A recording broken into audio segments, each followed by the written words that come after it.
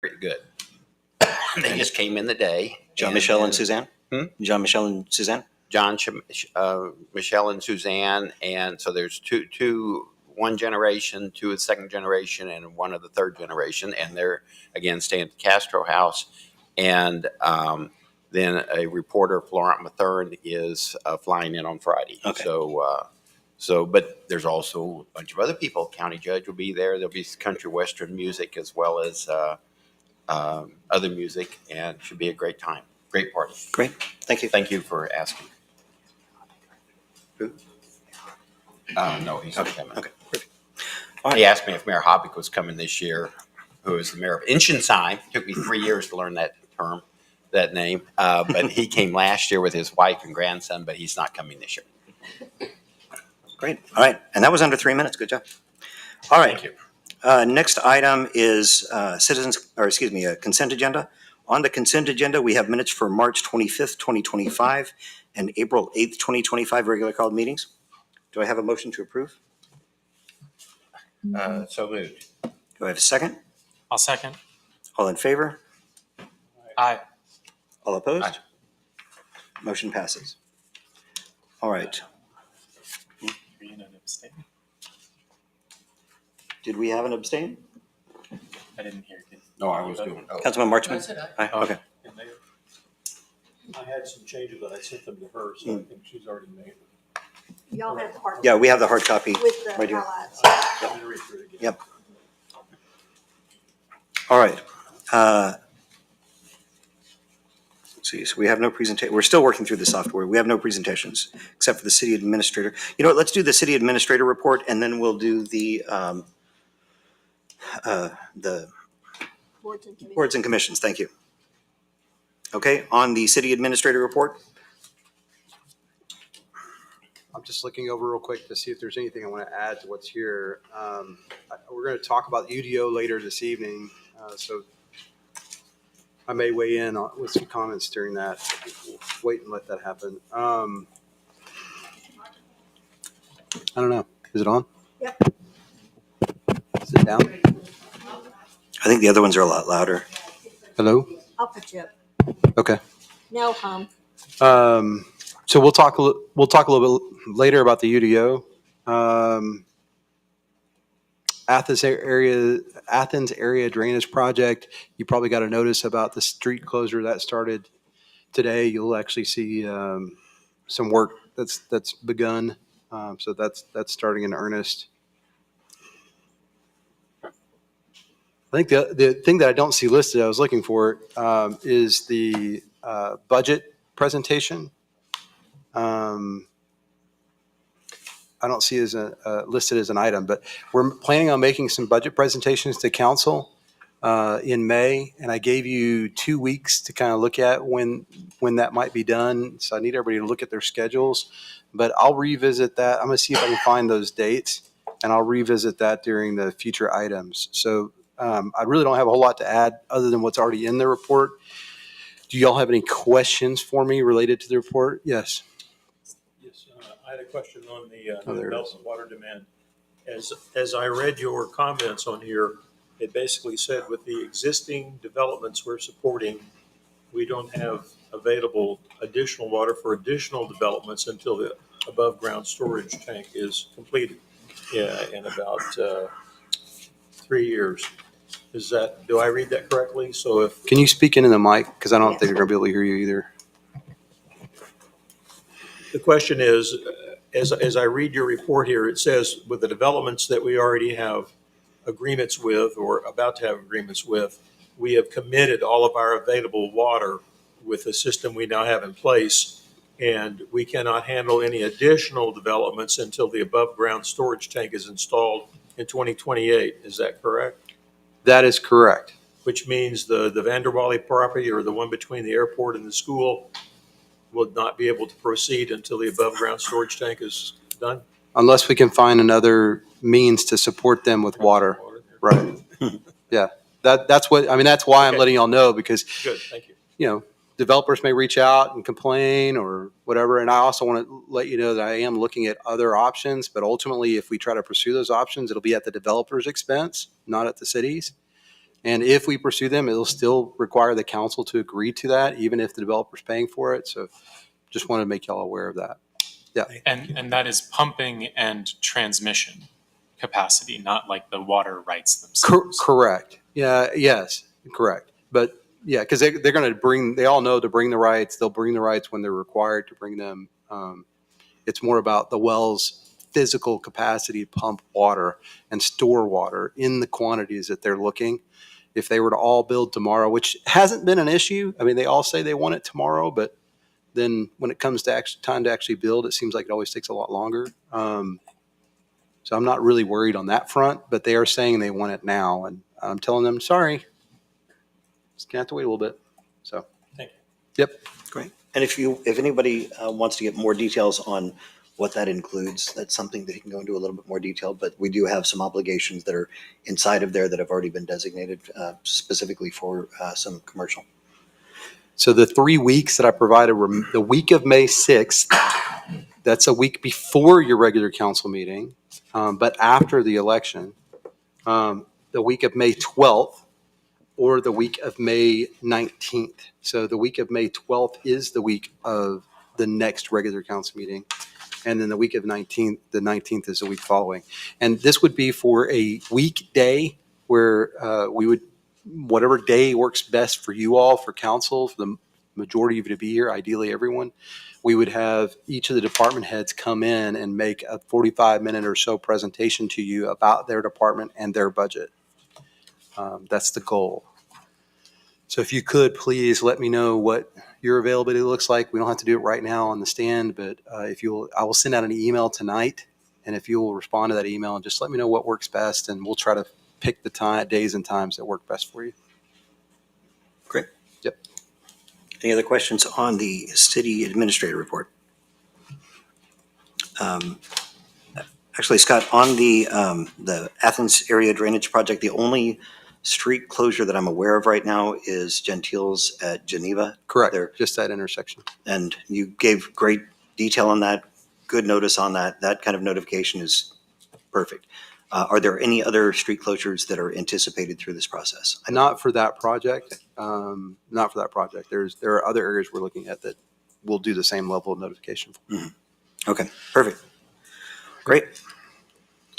Next item, we're going to skip forward and grab 10A, and that is consider and take appropriate action on applications submitted for open positions on city boards and commissions. For this, we have Deborah Howe. Yes. Y'all did receive this at the last council meeting with the applications for each position that is open on these boards. Ms. King, I reached out to her. She's unable to attend tonight. She had a commitment in San Antonio. She did submit her applications in September.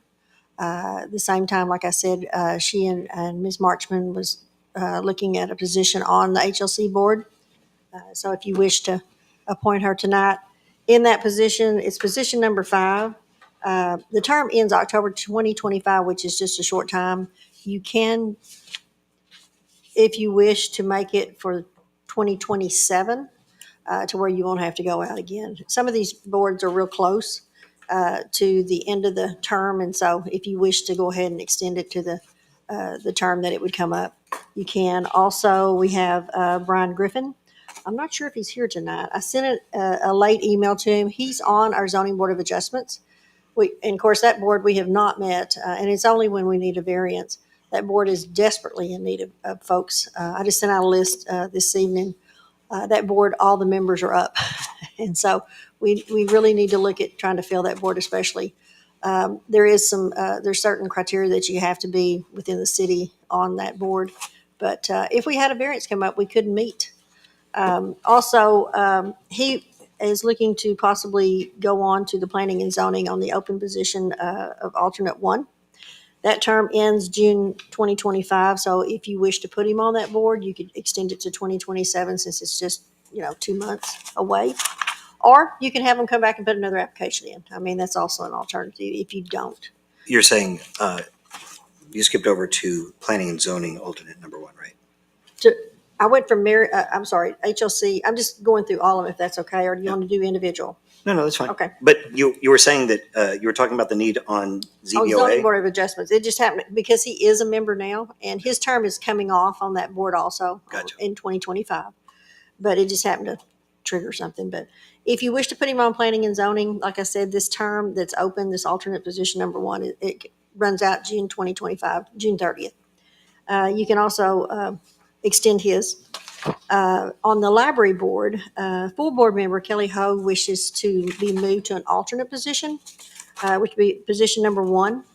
And then if you wish to do that, y'all recently put Michelle Estrada on as alternate one. And in talking to her last meeting, she said she would be happy to go up to the full board position if you wish to exchange that. We also have Ms. Ramirez here tonight. She's also looking to go on a position on the library board too. It would be the open position or alternate number two would be open. And that would give us a full board, either way.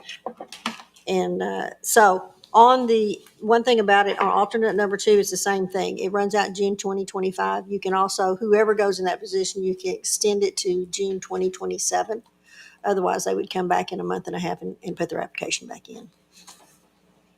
And I kind of wrote it out. Hopefully it's you can understand it. But we have a few that wish to be moved around and a couple that would like to go on. Okay, so let's start with HLC. We only have one on there. Do I have a motion to approve Mary King for position number 5 on the HLC, either to end on 2025 or on 2027? I'll make a motion to put Mary King on the HLC through October of 2027, Great. Do I have a second? I'll second that. position 5. All right. Okay. Any discussion? All right. And you want to recuse? I'll recuse. All in favor? Aye. All opposed? And one abstention. Motion passes. Sorry. Mhm. Okay. I just have a question on HLC. Yeah. So we have 7 members Yes, versus 5 on like P&Z. we have 7 full board members and 2 alternates. Why do we have 7 instead? Originally, as far as I know, they combined 2 boards. There used to be a design review board, and so when they had the boards combined, they ended up making it a 7-member board. Now, that's all I know, I can, but he can probably tell Yeah, you. please. I can share something with you.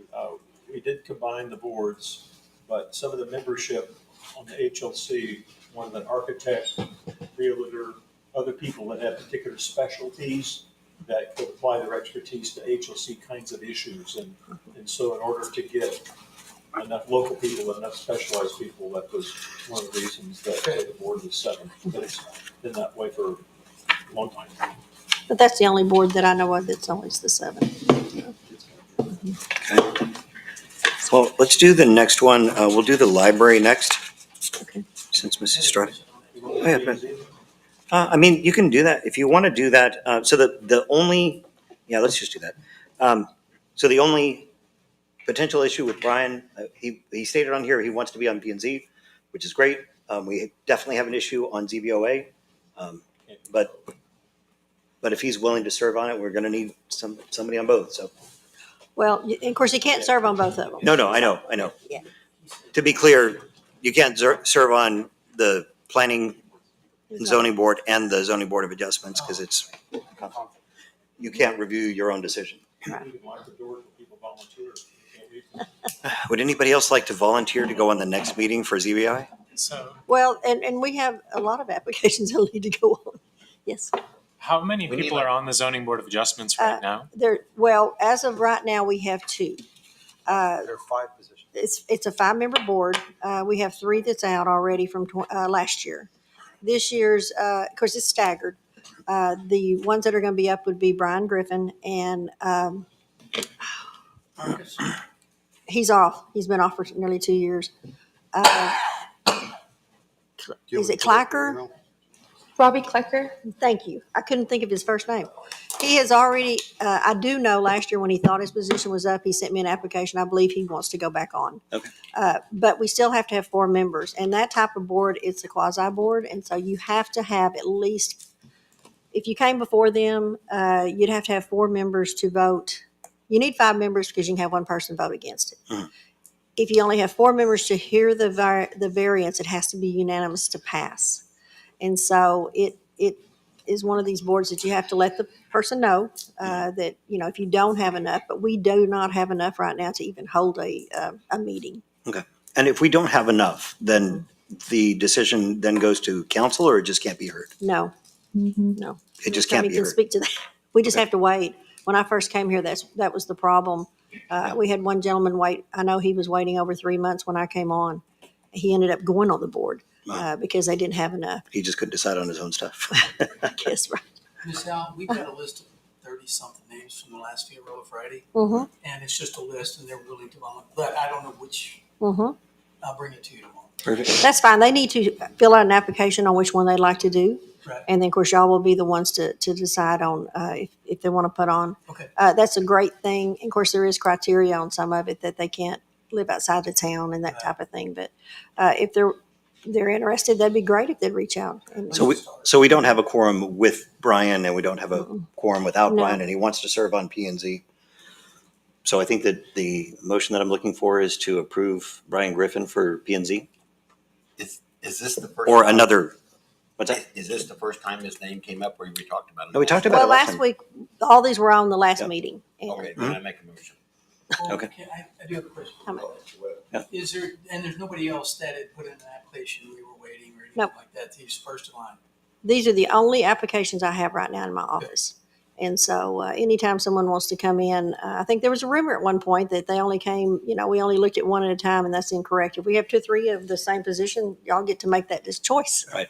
Yeah, but Oh, we'd who like to gets to do review it? them. Right. Yes. Yeah. Yes. So and the reason that we started that, I think we talked about this before, is just so that we're not making snap decisions. It's good for council to think about it and talk about and talk to other people.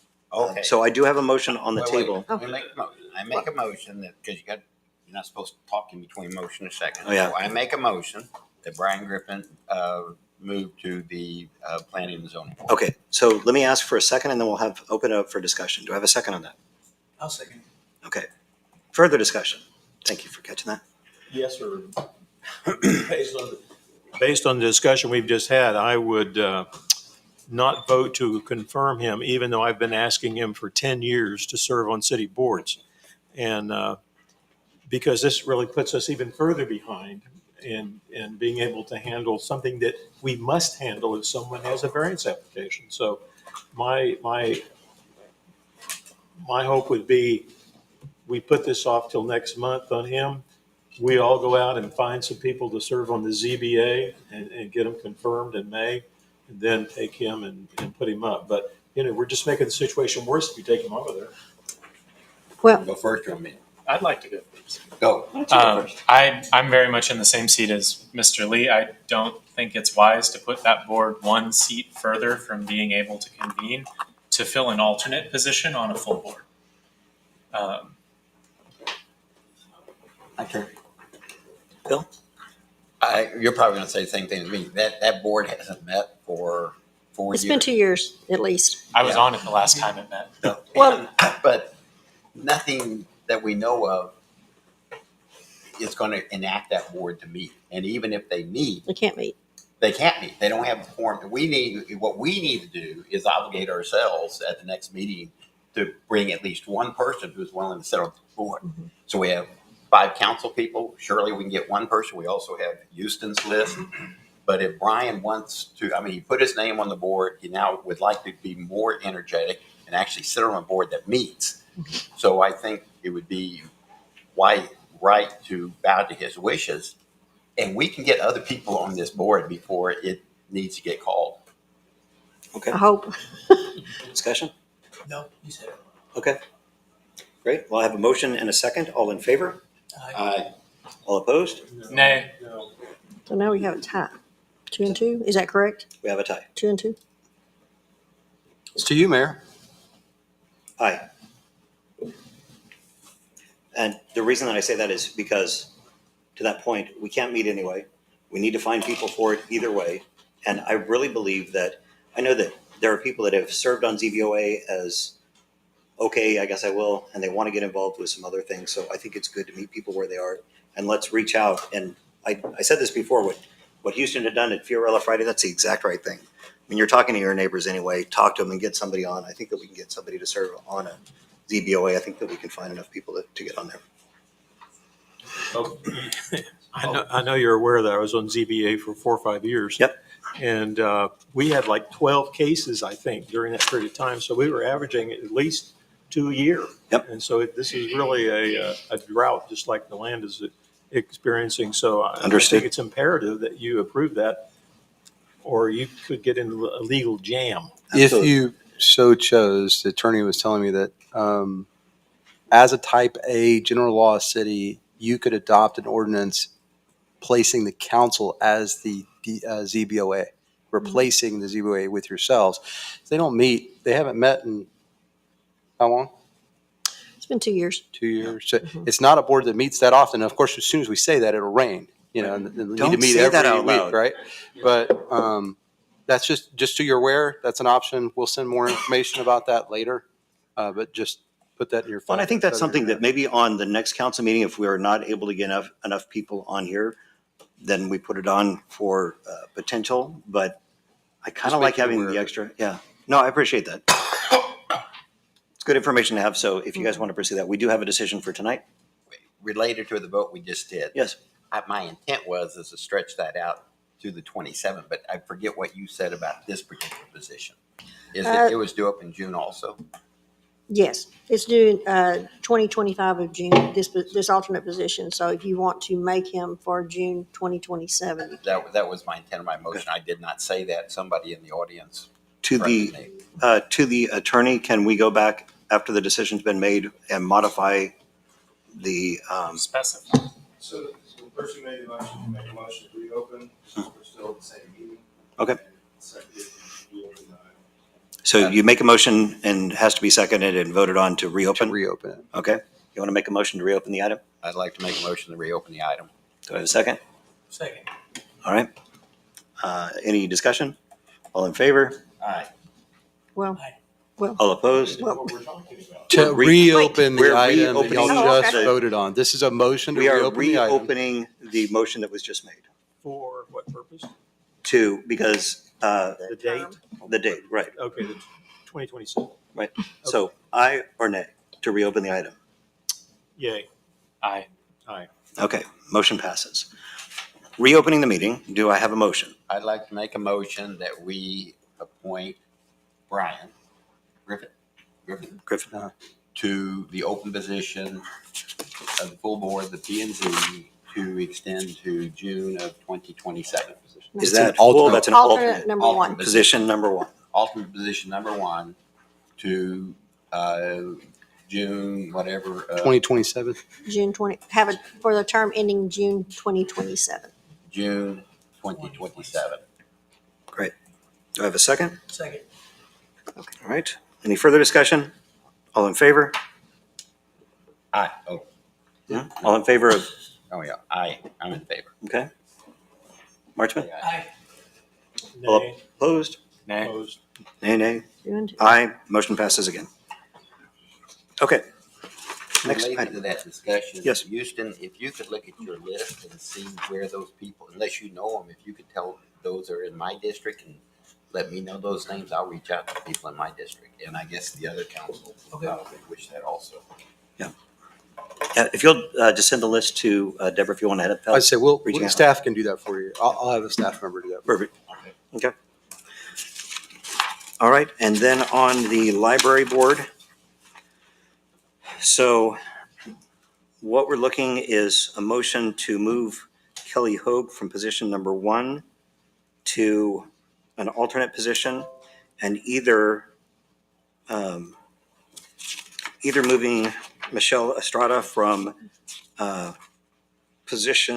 alternate position number one into the full board position number one, either for July 2024 or July 2020. Both those positions go out in 26. Okay, her position on the full board and the Perfect. alternate. Okay. Now, the Well, second. this one, it says appointed in July of 2020. Okay, gotcha. Never mind. The Okay. second alternate position does go out in 25, so whoever goes in the second position, whether it's Ms. Hogue, you could always move her to that. It's up to you. But that position could be, just like this one, added to. Alternate position number 1 ends in March of 2025, correct? Or appointed, she was appointed in 2025. So that would end in March of 2027. Position 2 would end in March of 2026, Let me find my board, I'm sorry. or I guess March of The 2025. packet says it's the opposite. Okay, The packet says Michelle A1. Estrada, if you're looking at alternate number 1, that position ends 2026, which is June 2026, as does position number 1, which Ms. Hogue is in. Alternate number 2 does end June 2025. So whoever goes in that position, if you wish to push it out to 2027, you may do so. Okay, so Kelly Hogue, the motion would be to move Kelly Hogue to an alternate position, Mhm. either number 1 ending in 2026, or in position number 2 ending either in 2025 or 2027. Mhm. And then either move Michelle Estrada from alternate number 1 to position number 1 on the full board, or Dr. Ramirez into the full board or into one of the alternate positions. Correct. Do I have a motion on any one of those? I have a question. Yeah, please. So we have a lady that's already on the board, Correct. and just, she would take precedence over somebody that new coming in, as far as she's already an alternate moving to a full-time, correct? In general, we do that. We do look at the alternates and Which- ask if they would like to move up. And But she's an alternate now and wants to move up. yes, she was here at the last meeting, and I did ask her to verify, and she said she would love to move up. Right, so. Of course, she's just recently put on, Protocol would be that she would get that, and then Mr. Ramirez would get the alternate, correct? in general, yes. In general, so Yes. you take a few different things into consideration. One is if the board makes a recommendation on one or the other, which I don't think that they have. 2, if the liaison has information about if the alternate hasn't shown up at all, then it kind of puts them in that same kind of position. And so, I mean, they're viable questions. And otherwise, if the alternate has been showing up and has been active, then it's usually kind of a no-brainer to move them up. And if they haven't, then you just got a decision on which one you feel is going to be the better fit. Ms. Estrada had just been put on just a few weeks ago. She did have a recommendation from the board president, her and I forgot, Bendetti, I can't say her last name very well, but they were both recommended by the chair. Now, the chair may know her, I'm not sure. And so I don't have anything on Ms. Moret, I can't even speak, I'm sorry, Ramirez, but that's not to say that, you can put her in the first position of the board, whichever. But our protocol in the past has been ask the alternates if they wish to be moved up. First. And who's been attending the library? That's Bob? Yes, sir. You've been doing the library? Yes, sir. Okay. Do you have a preference on the motion, or do you want to let somebody else make it? No, go ahead. Okay. Get a I think preference on that'll the all be motion? very good. We can discuss more if you want. No, I just think we ought to follow protocol, Mhm. is my point, is what we've done in the past, I think it's fair. Sure. So, do you want to make the motion then? Sure, I make a motion to, Deborah can help us. yeah, help me out, Deborah. Well, the motion would be to move Kelly Hogue from position number 1 on the full board to alternate position number 1 Right, with the term ending in June 2026. And then to move Michelle Estrada to full board position number 1 with the term ending June 2026. And then that leaves alternate number 2 open for if you wish to appoint Ms. Ramirez to that position. the alternate Alternate number 2 two. And either ending this year or in 2027.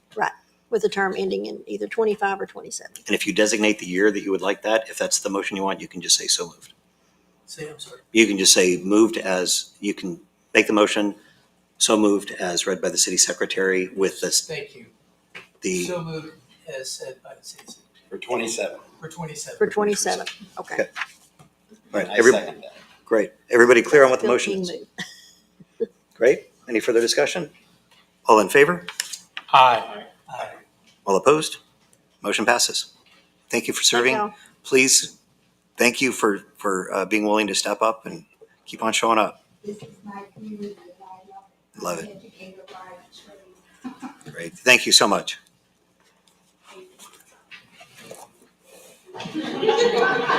He's so I was excited. gonna, I mean, you can hang out with us if you want. no, he's got to go feed it. Yeah, no, good. You were very patient. I have to feed him.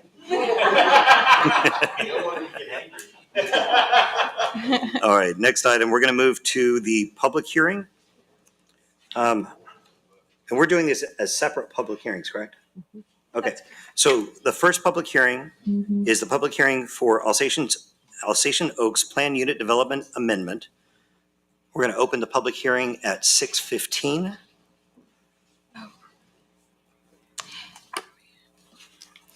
Good evening, City Council. Let me go ahead. I apologize. Okay. I'll go ahead and walk y'all through the presentation first, and then if y'all like to, then you can open it up for the public hearing for any comments, and then I can come back up here and answer any questions that y'all have.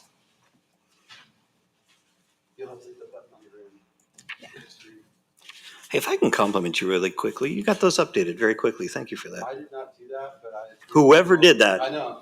you're on top of Might have it. been Jonah, I don't, Jonah or Jeremy. I think it was Joan. I'm not swearing. But I can't remember. And they're all spelled correctly, too. And we make sure it's either on C, if you're using the C adapter, or the A. it's the A adapter. It is.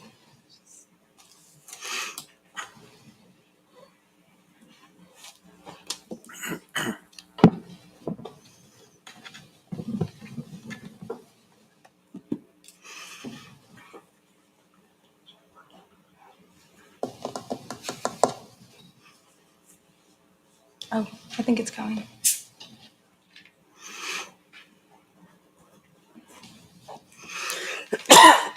It acted like it was. Okay, let me see here. No pressure. I know, right? I'm gonna have to go potty. I'm gonna get nervous.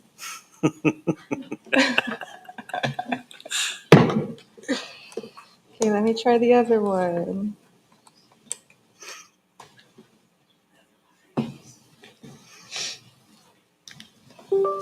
Oh, that sounded good. It's a good sound. Yep.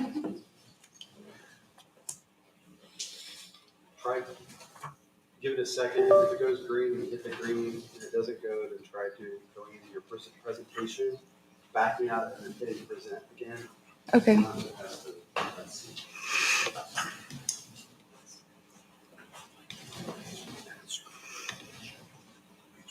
It's on A. Yeah. I'm trying it this Just way. give it a second. If it stops blinking, we're going to turn it to C. If it says it's still, Mm-hmm. put that. I think that's actually where it's supposed to be. Because.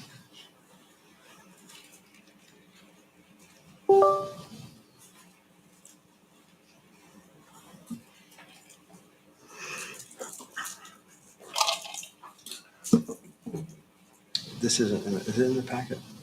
Yeah, this is in the packet. As a backup, I can try mine. Okay.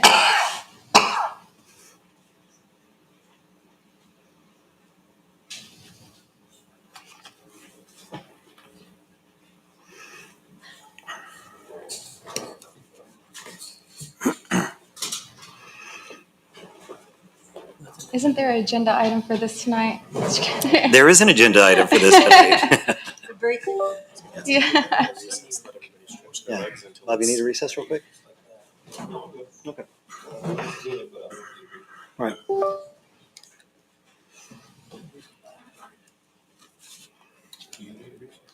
No, it's just. I suggest. Yeah, it's just not behaving. So let me try. Okay. You didn't know if it was as a PowerPoint. No, it was as the PDF. I could send it to you real quick if No, it no, no. helps. I'll pull it up this way. We're looking at the UDO amendment PDF. Yes. What? You're looking what? Alsatian Oaks. I mean, Yeah, AO PUD amendment PDF.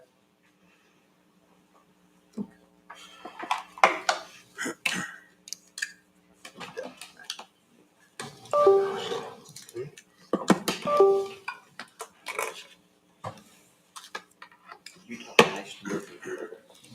I said, if you talk nice to your computer. I try to, but I think it knows I overwork it. So it's just rebelling against me.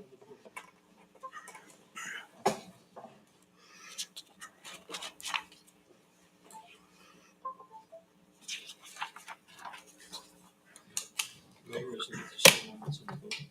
It's the same one in the book. Yes. If it takes much longer, we'll do that, but Scott should be able to pull this up pretty quickly.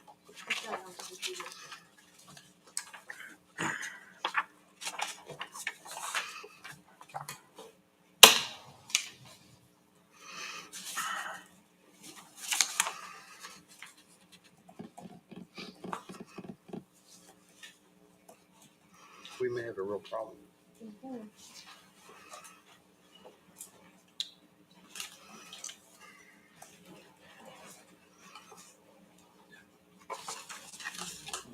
Oh. So this is the same as what was included in your packet. So that's how I'm pulling it up. It's in the PDF form or format. So I'll be your Vanna. Okay, sounds good. All right, so this is going to be the Alsatian Oaks PUD amendment. So the topic is to discuss and take appropriate action on a request for a planned unit development amendment for approximately 450.15 acres located at the property north of Highway 90 West and east of Tondre Drive, and this is also known as Alsatian Oaks. The applicant is Pate Dawson. The property is AO lot development, and we do have Brittany. She just got married, but I know her as Brittany Schindler. I'm sorry, I don't remember your new last name. She's with AO. She's with AO, and if y'all have any additional questions that I can't answer, she's always happy to answer those. And this is a planned development district. Okay, and we'll go through each of these in more depth, but this is the existing PUD plan as it is right now. This is the last one that was approved. I believe the last one was approved in May of 2023, if I'm remembering correctly. This is the proposed PUD plan. They did switch engineering firms. Before it was Kimley Horn, and now it's Pate Dawson, and so that's why the format looks a little different. Every engineering firm has their own way of doing things, and so that's why it looks slightly different from the one that was just presented. Okay, so we're going to start going through some of the changes that they're requesting. So the first change is the school site removal. As you can see on the left-hand picture of the existing PUD plan, at the top left-hand corner, that is the proposed school site. And then you can see in the new PUD plan that is no longer there. The reason for this is because it does state in the development agreement that the developer needed to reach out to the school, see if they wanted to acquire that land, and then the school had a certain amount of time that they could respond to that request. And if they didn't, then basically that stipulation went away, and then it just reverted back to residential development. I do want to also say that we did have contact with the school because we wanted to verify that they did not need this, and we did receive an email from the superintendent, I believe, that stated that they did not want this property because of the size and the location, and they did not, and so they were okay with this going away, that they were not going to utilize it. And during I guess 2 years ago, during that time period when the land was, when the school district had the opportunity, when the option was available, I was having pretty routine conversations with the superintendent about this property to try and find out, do you want it? Go to your board. Anyway, so he had told me verbally. I never got anything in writing until this email, and that was because staff requested something in writing so that we would have something to reference. But he had let me know verbally that the school district wasn't interested during that time period. So Yeah. It didn't come as a surprise that they did not act on it. And I apologize, that email's not in your packet because we just got that yesterday, so. We could forward that to y'all at later time. But yeah, so we did receive it, and we can forward that to City Council so y'all can see that. Okay, and so that's one of the changes that they're proposing. Another one is this open space of designation being removed. So they have these green belts on the left-hand PUD plan that are supposed to represent open space drainage channels. They are requesting that those be removed. It's not that they're changing their open space requirement, that's still going to be met, but it's being met through the development chart. Well, So I think you've used the word designation here, and it'd probably be more accurate to say depiction, because really all they're Yeah. doing is changing the PUD plan to not depict the open space in the manner it's depicted here. Yeah. The chart, the chart, and you'll get into this in a minute, Mhm. and this was shared with you in the questions that were sent to council, the responses earlier today. But you'll see that there's the actual amount of open space has been increased, not decreased. Mhm. And so the reason for this is because as they're going throughout these additional units, they don't know where that open space is going to go. It really depends on the nature of the land, how those units end up playing out. And so to put these in there is probably not an accurate, like Mr. Dixon said, accurate depiction of what's going to be there. Okay, and so just like we spoke about, here's the development table. The one on the left is the existing, and the one on the right is the proposed.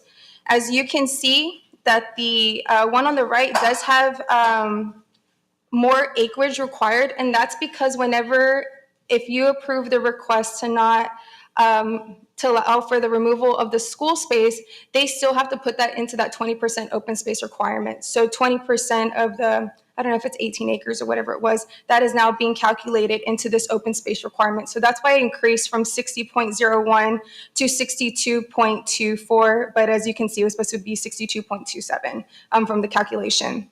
And then what they're actually projecting is 69.91 acres of open space, so they're exceeding what is their requirement. Any questions? Okay. Actually, I wanted to go to, Yes. I don't know if you have this level of detail. I apologize for not sending this in And I'll- earlier. We are, okay, I'll be clear. We're doing a presentation Oh, yeah. for the So, public sorry, hearing, sorry. right? Yes. All right, so you're asking for questions, but really, I'm we're sorry. just going to make a presentation and try to clarify things. And then the audience is going to be, anybody that wants to speak on the public hearing will speak, and then we'll open up to council questions. Perfect, thank you. Go ahead. I appreciate the reminder. Okay, and then so another thing that's just changes is adding the street sections. Before, those weren't located on the PUD plan, so these are the street sections that will be added to the PUD plan. And then just the street design standards, just so you don't have to go looking for them, they're just all in one space. One thing that is also, the city engineer did review this to make sure that it was in accordance with the PUD and the development agreement. And on here, he did say that the requirement for 4-foot sidewalks should have been 5-foot sidewalks. But as we learned in the planning and zoning meeting, this is just to match the sidewalks that are already running through the existing subdivision. So it's the planning and zoning approved that requirement to go down to 4-foot sidewalks, or made a recommendation of approval To go to 5. to keep it at 4. It's existing. Yeah, existing. They're matching existing. And then the change, and this is another change, is secondary access. So the existing language states that if there's more than 100 lots, then it would trigger 2 points of vehicular access, primarily for emergency vehicles. And the proposed change was if it hit over 125 lots, then the 2-point vehicular access would be triggered. The Planning and Zoning Commission did not agree with this. They wanted to keep it at the 100 lots. They thought that's sufficient. The only reason why they were requesting it is that's because what's allowed in San Antonio, but the Planning and Zoning did not recommend approval on this part.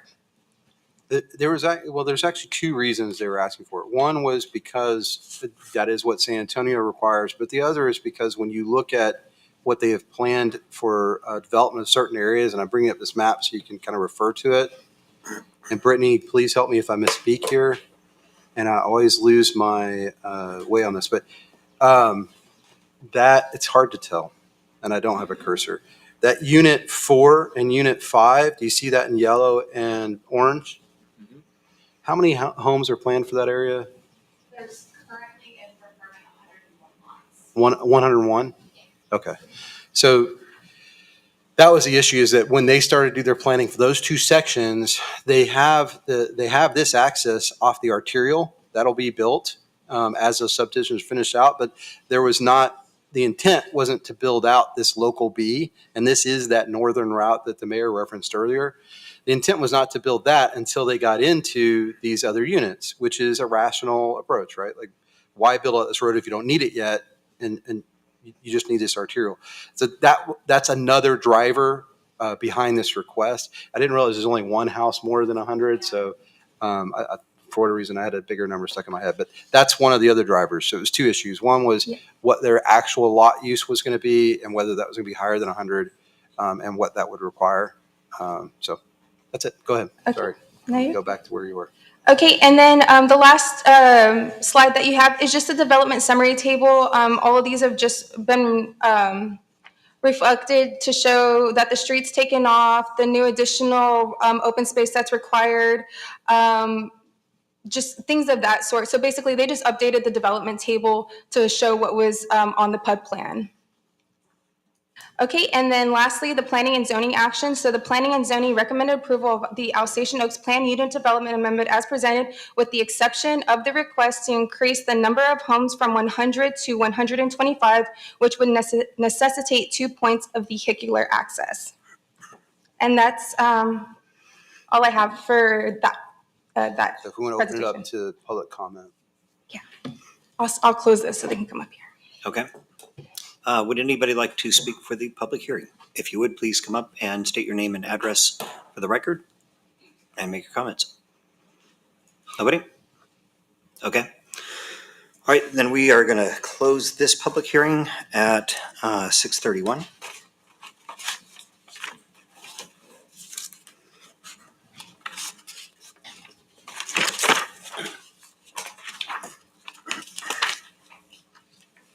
Next item is public hearing on the adoption of the comprehensive plan. We're going to open, excuse me, we'll open that public hearing at 6:32. Sorry, I thought we were going to do the discussion action. Yeah, do you I'm want just going to go in order. go in order of all the public hearings? Okay. Yeah. Okay, all right.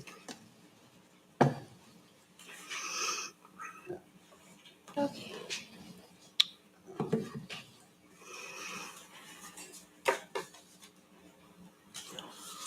Comp plan, right? Yes. Yep. Give me 1 second.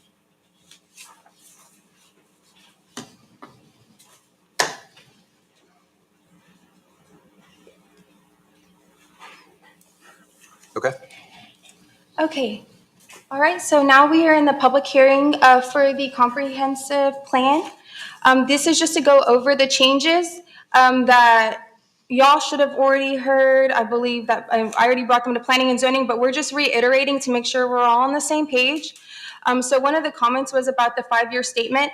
We did update that to say that it wasn't mandated by state law, but that we still want to we want to try and review that every 5 years just to be consistent with community zoning rules, which Can I pause you real quick? I'm sorry. Uh-huh. So we're holding public hearings tonight on the comprehensive plan, the UDO, and the and that's UDO, it, and right? the PUD amendment, yeah. But there's But we no don't have them for action on those items. I'm just clarifying for you and for anybody else that may not be aware. There's no action on those. They are on your agenda for discussion. Mhm. The purpose of that is to the extent that the audience has questions or you have questions or there's anything that you want to discuss, we can discuss those. No action will be taken. That's correct. And then we're also going to, just in the vein of that, I didn't get any additional comments about the comprehensive plan. But for the UDO, I did get a few comments from a few people because since we opened that up and allowed them to submit comments until Friday or this past Friday, that's one thing is not in my presentation because I was doing those over the weekend. Okay.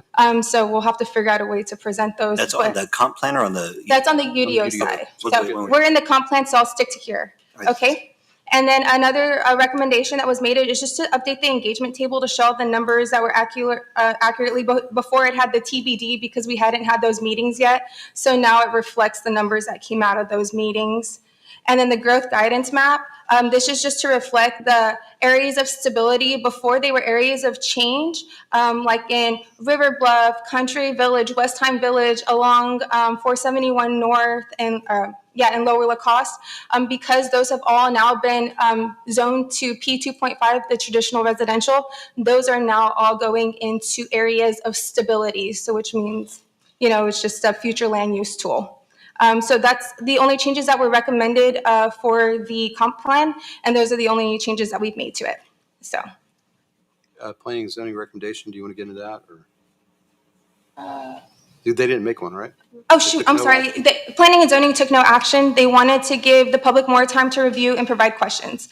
So y'all, per state law, in order to take action on a comp plan and the UDO, planning and zoning has to first provide that recommendation. And then, just to further clarify, if P&Z makes a recommendation to council to pass something in order for, or to deny it, either way, I think, and Dan, perk your ears up, make sure I'm not misspeaking. I think it takes a supermajority of the council to overturn whatever it is, whatever that recommendation is from. Only if that's what your ordinance says. State law is required. Okay. Only if you've adopted that provision. I think it does state that in our CZO, but I'd have to double check. Yeah. So. So we'll double check that. But I think that's the case. I'll verify. Sorry. Shouldn't have said it. All right. Okay. That And is your public hearing. yeah, that's a public hearing, so I'll just leave this up in case nobody has questions. All right. Does anybody want to speak for the public hearing for the comprehensive plan? You don't need to leave that Okay. up there. All right, we're going to close the I want to shut it, then I have to. public hearing at 6:36. Write that down. I'm sorry, what time was it? 6:36. 6:36 is closed. Also at 6:36, we're going to open the public hearing for the adoption of the Unified Development Ordinance.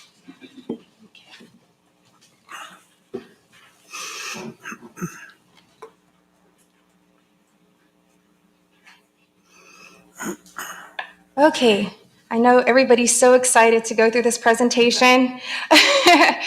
So same thing, this is just, y'all should have already heard this before. These are things that came out of the joint workshop, but we just want to confirm that those were the changes that were made and that they were with the recommendation of the Planning and Zoning and City Council during that workshop. Okay, so we're going to go through them, and it's kind of a long one. Oh, I just wanted to give a quick timeline of how we got here. So we started in November 28, 2023. That's when we started the DNA roundup. Seems like such a long time ago now. And between now and then, we've held all of these public meetings about this UDO. So it's been a journey for sure. I think we're all a little tired of it, but we're almost there. All right, so Design Review Committee. You know what, I'm going to open my notes up since. Okay, so one of the comments on this was that the Design Review Committee should include the city administrator, community development, building and permitting, and public works, but then have additional members just as if they needed for those projects. So we don't always need a Parks and Rec department. We don't always need the engineering. We don't always need fire marshal. It just depends on the size of the department, the size of the project, and what they're doing. So we made those changes just as was recommended. Pre-application meetings, instead of having those at the beginning of every single section, so by the end of the time you went through your project, you probably had 12 pre-application meetings. We just put some language in there stating that if you've had one at one point in your project, if it's not deemed necessary by the city, then you don't have to continue to have those. But if the city does want to initiate that, we can do so. Okay, design shred, just to make it optional. This was a consensus, I believe, in the joint workshop, because before it had more mandated language, but now we're just saying that if the developers want to, they can have this as an optional process. Neighborhood plans, what we heard is before this was at 2.5 acres. It now has been bumped up to 3 acres. We're going to talk about some more of this language later on in the presentation, but the main thing to take away from this is before it was at 2.5 acres and now it has been moved up to 3 acres. Okay. Water rights, these were included. It's the language that was transferred directly over from the subdivision ordinance. So those have been included in the UDO under the plating requirements. Site development, let's see, to allow for model homes and temporary work trailers. This is just something that we kind of go through. Most developments need to have these things. Then they have to come for y'all to approval. It's just a temporary thing that they need to do. And so during that workshop, it was decided to allow for those things. Civic spaces. This language was added to make sure that civic spaces seeking to change to a non-civic use shall require rezoning, because the language was still ambiguous. We are going to talk about this a little bit later because some comments did come up about this, so we will talk about this further. But just this language was requested to be added, so we did. Castro Street.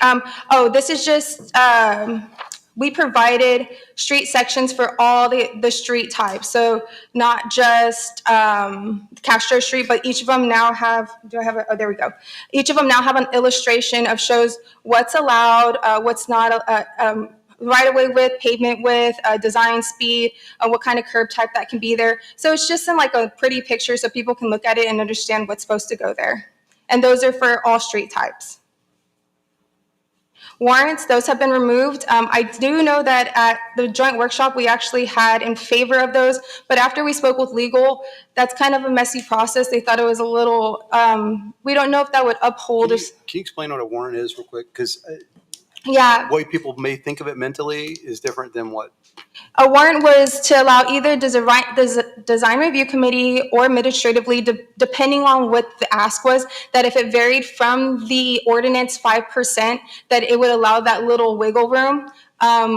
And like I said, was that pretty? Yeah, so warrant, the idea of including warrants is just including provisions in the code that allow for administrative or some designated board to make a decision without it going to planning zoning or something else. Yeah. And the advice from our attorney was that gets messy and just you're better off. Yeah, because what's the 5% of, like it could get pretty messy. So now all deviations from the code do go through the variance process. And that's how it is right now, and that's how it's going to continue.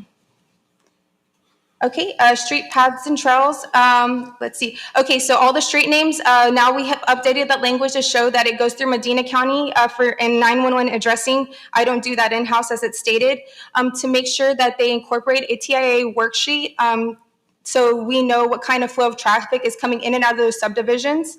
And then pathways to include adequate lighting. Those are those paths that go to do the block breaks. It was requested that we make sure that they have adequate lighting along those pathways.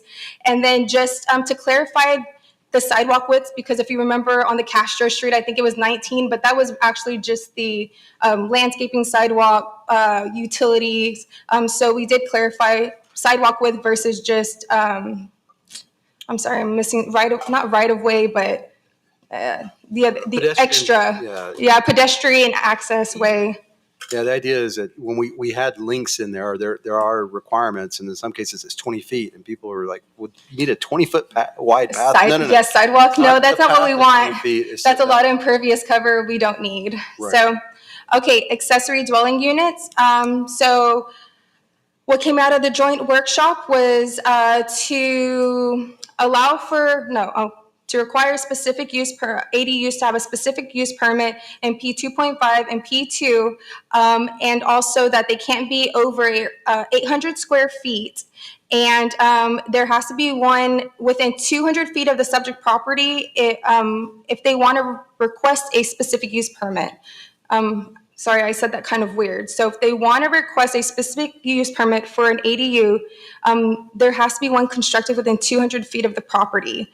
I don't really remember that, but I mean, maybe somebody else has it in their notes.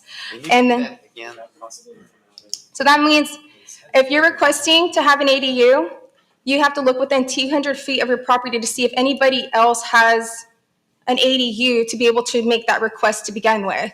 I don't remember us talking about that though, now that I'm reading it, but that's just something we can talk about, okay? You don't remember us talking about it, or you do remember? But So you wouldn't be, well, I can't ask questions. yeah, okay. And then the max of one ADU per lot, and then it can't exceed the lot coverage that's allowed per that zoning. Okay, recreational vehicle, now to have, before it said that it was permitted in P2 to have a recreational vehicle park. Now it is by specific use permit, and that's what came out of that joint meeting. RV parking, before it just said third layer, so basically, Were you talking about RV parking? No, that was RV park. Oh, RV parking. yeah. Mhm. Okay. RV parking, before it said to place the RV parking in the third layer, so in the rear of the home. But after that joint meeting, it came about that, well, there's a lot of people that already have some to the side of their homes. They've already built garages that fit those to the side of their homes. So now they are allowed in the second or third layer. So zone changes. Okay, and these are the ones that we went through. So there were some that were P2 that are now P2.5, and those are a lot of those lots that were along FM 471 North and Lower Lacoste Road. These are all the changes we spoke about. P3 to P2.5. So any except lots platted after 2019 were multifamily. So anything that was P3 is now P2.5 unless they were RC prior, or they were platted after 2019. So that means Alsatian Oaks, pretty much any new development, which is after. West Side Village, things like that. West End Village is 2016, so those are now all P2.5. Yeah. And then P5 to P4, so as we talked about last time in the joint workshop, there were some of those properties that were like that fronted residential and then fronted commercial on the other side. And to lower that intensity, to change those to P4, since that's a lower intensity commercial, to kind of give a buffer zone in those areas. So those changes were made. And this is what prompted the last mailing that we did. Do you recall how many mailers we sent? Let's see, for P2 to P2.5. Well, just was it 700 or 800? Yeah, I would say range? probably around like 760. Yeah, something like that. So just FYI. So that's how many properties were affected by these changes. And we were required to notice them because when the original draft was sent out, they were told that they were going to be one place type. And now we're changing that place type. Now, there are other changes, certainly, that have been contemplated in the UDO. There are many, many changes that have been contemplated. All of those don't require the same type of notice. That's the purpose of these public meetings, the public hearings, et cetera. I mean, that's why we're having this other public process. And ideally, we'd be communicating those through this My Social Pinpoint website. We are tracking those, but I'm the first to admit and recognize that hasn't been spot on. There's been times when we didn't update it, and I think we've taken the right approach to kind of give this a little more time, let people have the opportunity to review that. So keep going. Okay. And the P5 and P4, that really had to do with the Highway 90 properties mostly, right? That's correct. Those were all P5 before, which were commercial, so it just went into a lower intensity commercial. With Provident. Yeah. 71. Okay, and then setbacks and frontage. This is because we wanted to maintain the setbacks in the historic Castroville or traditional residential. So now the setbacks are 10 feet on the side. Unless they are adjacent to a right-of-way, then it is the minimum of the 15 foot, so you have that distance between your neighbors. Block length, so in some of these block lengths, they like P2.5 was like 660, and then P3 was 330. So we just leveled those out a little bit and made them more in line with what they should be. I do believe that we spoke about P5 and that needed to be bumped up to the 720. So I need to double check that, but I'll make a note of it right now because I'm pretty sure that came up and that we were going to make that one a little bit longer because it is just a commercial frontage. So. Okay, bicycle parking, the overwhelming thing was to shrink this down. There was like 3 chapters on bicycle parking, so we brought it in a little bit. So really it's like one bicycle parking spot for every 5 parking lots. So hopefully within the area, as development's built out, we have some bicycle parking scattered throughout. Yes, sir. Is that meant to say parking lots or parking spots? Parking lots. So that means like, no, that would be a lot of bicycle parking. It was for every 5 parking spots. No, so if you were to just look in your surrounding area, if there's one within within your area, then you wouldn't have to provide another one. But maybe the next block over, there's not one provided in their area, so then they would have to provide one. Okay. Let's see, site development. Oh, that now parking plan is required. Before we didn't require that. So just so they could submit it, the design review committee, the engineers, and the staff can review to make sure what their parking is and if it feels adequate or not. Home occupancy, we did include some language. We're going to talk about that a little bit later too, because there were some comments that came up about it. But home occupancy definition has been added to the ordinance, just as we had spoken about. And the planning and zoning took no action. They wanted to give the public more time to review and provide questions. And so just as we stated earlier, because they didn't provide a recommendation, city council cannot take action on that. So this is where I kind of get into those additional policy questions. I don't know if we want to do that. Or- No, This is still the public hearing. yeah, So well, and I don't, since they're just questions and answers where we answer some of those, I think No, it'd be better, yeah, okay. right? Yeah, well, to get feedback from city council. That was the intention from planning and zoning. Right, and that's what I'm saying. Okay. So we will cover that when it's the discussion portion Okay, for council. sounds good. Right. All right, thank you. great. All right, let's open it up to public comments. Anybody want to speak for public comments? All right. Oh, yeah, please. I need to send an email. I just want to run this by. Sure, thanks. I just have some questions, a couple of questions. It's for the please Joe state- Holzhaus, 602 Berlin Street. Appreciate it. I got it. No, I just had some questions on the pocket parks. They're permitted in P 2.5.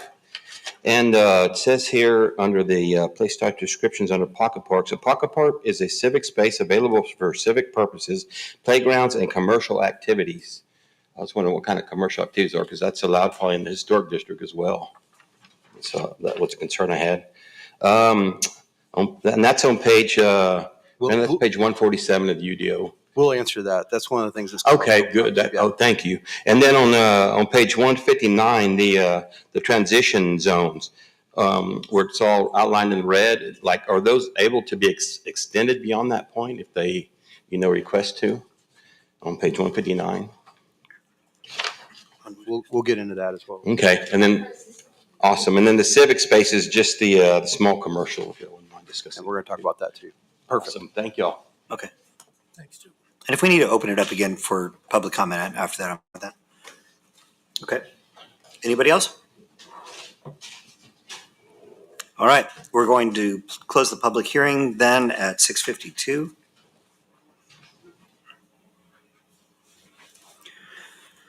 All right. Let's move into, I'm going to go ahead and keep these ahead of here.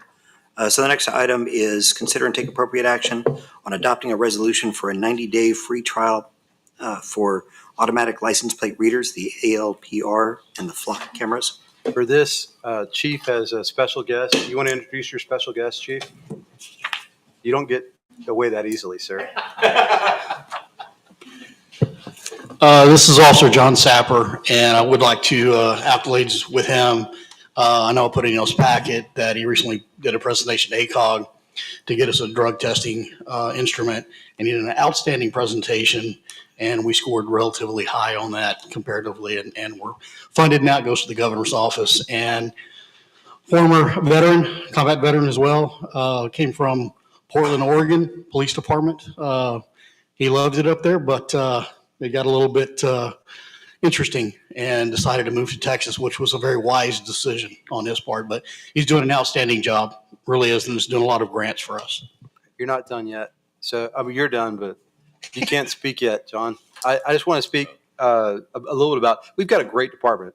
We've got a deep, deep bench. Chief, you've done an excellent job recruiting people with a lot of experience with just a variety of skills. And I want to remind your other officers, they are not diminished one iota by a compliment I pay to John, but the background checks that he's done a couple of background checks on folks for positions in the department, just really, really sharp, really well done. And Leroy is thrilled that we have someone at the PD that can help with all these grants, because typically, a department will go seek a grant And then it's like, look at this great gift we gave you, finance department. We got free money. Isn't that great? But no, there's all kinds of strings attached with these grants and reporting and those kinds of things. And so we are thrilled to have someone that is able to assist their department, not only apply for the grant, but make sure that we're complying with the reporting requirements, et cetera. So I just want to say thank you, John. You've been great. We really hope that you're here for a long, long time, even though we know you can retire. We hope you stay here. We hope it's so much fun that you stay here for a long time. All right, with that, John, what's your last name again? John Sapper, Sapper. In case you stop me. Did I stop? No, I said No. in case you do. in case. I'm just joking. So as the chief said, and you guys brought up, we're talking about license plate readers, and we're asking for a 90-day free trial. There are a couple of things that we want to bring up with this is it's really about community safety. This isn't new technology. License plate readers, they've been around for 20 plus years. They were around when I first started policing. It's really, like I said, about public safety because it gives us the ability to investigate crimes. I'll give you three recent examples. A couple of weeks ago, we had a stolen truck drive in from San Antonio, go to the Tractor Supply, had stolen credit cards, racked up a bill there and took off. This technology would have caught that vehicle and we would have been alerted that, hey, that vehicle is there. Another case up on the hill, the hotel had their Ranger stolen. It would have caught that. Citizens who, citizens who are getting their vehicles broken into. The technology allows us to throw in a time, like a time frame, right? So if somebody's car is broken into at 2, 3 in the morning, we can do a search at 2, 3 in the morning. And I mean, I've worked nights here plenty. I could probably narrow that down to maybe 10 cars, which is a very powerful tool for investigating needs. When you say we would have got that on those two prior examples, can you kind of elaborate a little bit? So it sends you an alert. How does the system work? How does it let you know that a stolen truck has entered your territory, if you will? Right. So in the realm of license plate reading, it's somewhat complex because we don't hold the data, right? It's all by a third party and a private company. Nationwide, you got multiple companies who do it. Motorola is the largest one. Flock is up there. Flock is the one that we're requesting to use. But what would happen is you have all these different agencies around Texas, but it's not just agencies. It's businesses. It's somebody owns a hotel, right? They can put a camera up there, and so when the police take a stolen vehicle report, it gets entered into the system. We get to control how we want to be notified about that. So it could happen a couple of different ways. We can have it sent to the computer in our car. The officer can have an app on his phone and get an alert. Now it's very manageable because we're only going to get alerts for stuff that's coming into the city. But we'll potentially know a lot about what's coming into the city. Does that answer your question? I think so. So it's a push notification. In other words, something would be pushed to you if that's stolen. I want to go back to the stolen truck. Great example. That unfortunately isn't the only time something like that's happened. I'm aware of multiple incidents. The most notable for me was the Chevy dealership having multiple cars and other things stolen from the lot. It gives you, so that truck enters our space. There's one of these license plate reader cameras that's been posted out on 90. It captures that license plate. It checks the database. It sees that truck was reported by another agency as stolen. Now, it is relying upon other agencies having reported it, et cetera, but it sees that, and then it does a push notification to our officers. Yes. It says they get an alert on their phone or however you set it up, Yeah. because it sounds like you have multiple ways setting it up, that says, hey, a stolen truck just entered your territory, right? Correct. And that happens fairly quickly, like within. Yeah, it's customizable. So you can be alerted on an app. It can be set up through the car. It can also be set up to where dispatch would get an alert and then they'll broadcast it, so that every officer hears about it. Okay. The research thus far it is pretty quick. It is pretty quick. You mentioned there were several different systems out there. Are they all tied together as far as reporting? No. So if some of the city nearby has a different system for the stolen car, you may not see it.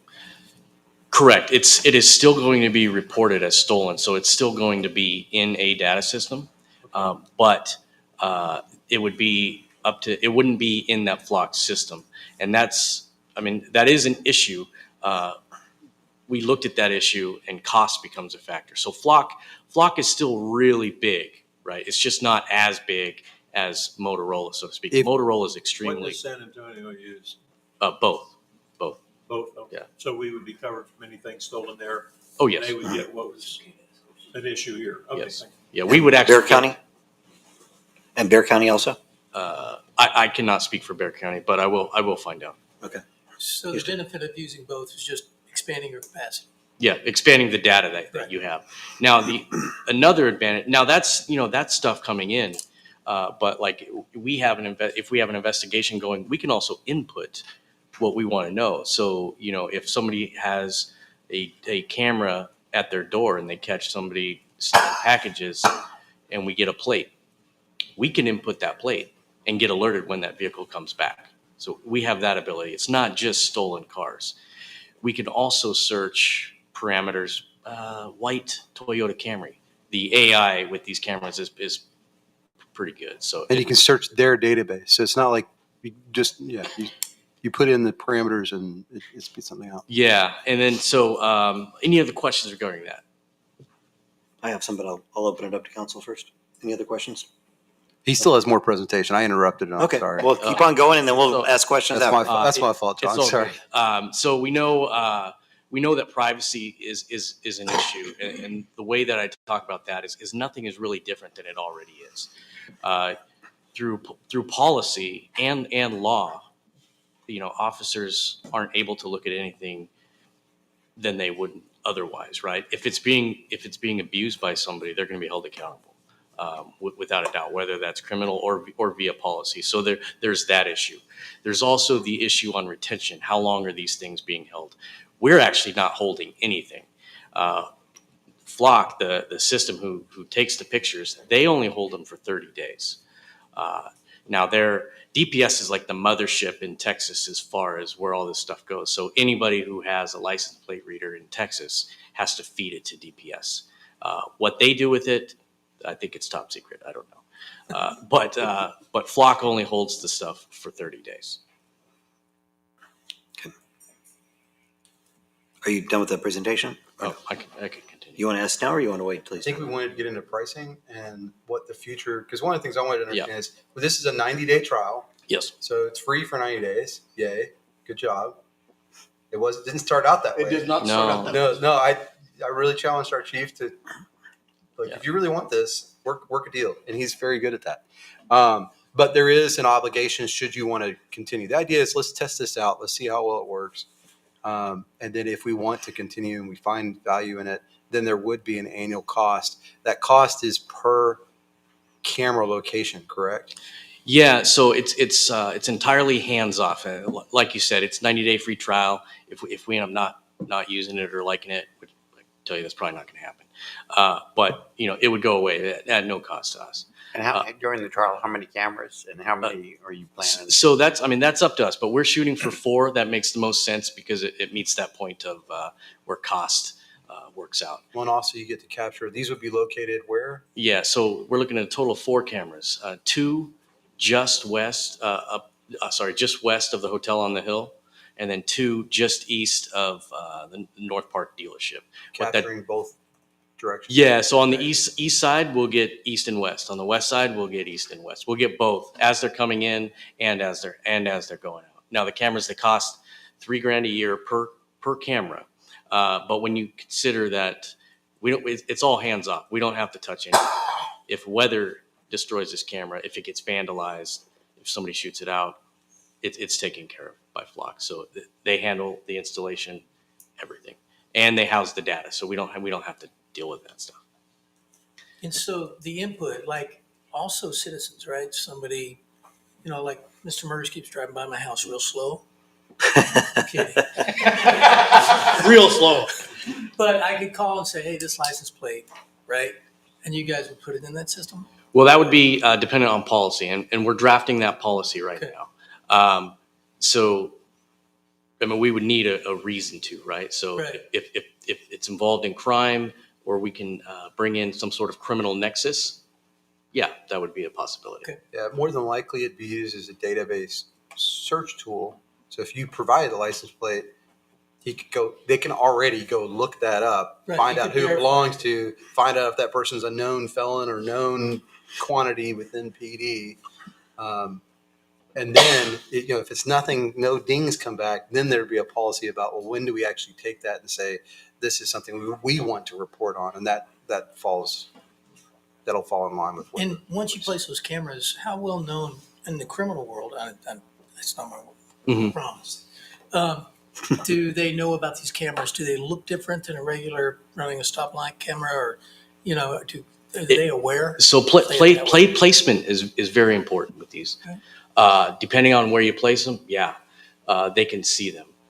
But many times you can't, because I mean, there's so many of them now. True. And so like, a different way around that is legally when we do investigations, we don't always have to disclose our methods. This is one of those where legally we're not required. Like when I'm writing a report and I'm doing my investigation, I don't have to disclose, hey, it was caught on this camera here, because we don't want to disclose our methods to the criminals so that they know where everything is. And you're asking for 4 to be able to catch 90, but as you all know, we have multiple entrances in town. 471 is another area that you could in the future expand this program to do. I think it would be based on the reward, the return on investment over time, and I wouldn't be at all surprised that if this does work and you see some benefit from it, that we'd want to look at expanding to those other areas, because you're not capturing that traffic. Yeah, exactly. And that was our approach. We didn't want to ask for too much immediately. So That's weird. 30,000. PD's not asking for too much right out of the gate. Me, I mean, Strange. I'm modest here. What are you talking about? For me, it's a game changer. I mean, it totally is a game changer. And I'd like to interject. When I was at one of the board meetings for the Texas police chiefs, I was talking to the Kyle police chief, and they had a bank robbery. The bank robbery, the guy took off his license plate. Well, they went and searched the system, and come to find out 2 days earlier, this guy was casing the bank. Case solved. Because cool. they didn't need the plate, they could just put in a description of the vehicle. No, what happened was they could have done that, but that's going to give you so many white Toyota Right. Camrys. But what they did is they went back and searched days prior, and a couple days prior to that, that white Camry was going around the bank, casing the bank. Oh, okay. Yeah. But these, like Waze tells you, oh, there's a stoplight camera. They would not report these kind of cameras. So Waze is generated by usually the public, right? They get to input it where. So People like Houston. I don't. It's not going to prevent somebody from saying their. Well, I'll say I use Waze on all my travels. There's only certain reporting functions you put in where there's anyway, but a camera isn't one of them. It's not one of the things you can report. You can report police presence. I've never done that. Well, it's a very safe thing to do, right? As you're driving, inputting, I know, looking it's down. so dumb. Well, it reports cameras at stoplights and Yeah, a stoplight Yeah. camera. Yeah. Anyway, Okay. Is there more presentation, or are you ready for Yeah, more? no. So I was just going to say. So in the end, we're requesting that City Council approve this resolution. and the potential cost would be $12,000 a year Yeah, if they were to move forward after the 90 days. that's correct. Okay. I have questions, but do you have more questions? No, Houston? You guys are good? Is there going to be any software setup or training required on this system, or is it going to be integrated into other software systems we already have? No, so it's standalone. So they have it's all web based. There is training involved, and actually I'm going to be with him going through it, and we would pass that down to the other officers. But it's going to be limited who has access to it. We don't want to give every officer the ability to just go in there and plug license plates, and that's part of the policy that we're drafting, is who's going to be authorized to access that. But to answer your question directly, no, it's standalone. It's not going to be integrated into anything that we have. And do you expect to increase the budget ask for next year for $12,000, or is there something else you're thinking this will save us this much time, so it'll really only cost $3,000 extra? It's pretty much the 12,000, and that was going to be the discussion as far as when we get into that start the budget process. That is one of the discussion items that I was going to talk about. I mean, it's a force multiplier. It really is. I mean, to capture every vehicle coming in and out of the city of Castroville on 90 is huge when we start looking into investigation. It truly is. I'm a little concerned about how many alerts you're going to get. Just because we're on a this is a high try. 90 has a lot of bad actors on it, and you just don't realize it. But There's literally hundreds of flock cameras around San Antonio. Hundreds, if not more than that. So it's getting, a lot of HOAs use them as well. Well, I was going to ask you, do you know which agencies around here are using Flock? My old police department does. Bernie? Bernie, Bernie started cameras before Flock got there. We had probably 25 cameras all over the city that was monitored in dispatch. When Flock came in, they basically can transition those cameras that they had to the Flock camera. So it's basically multiplied. If they put in 10 cameras and we already had 20, that's 30 cameras. So it's pretty cool stuff.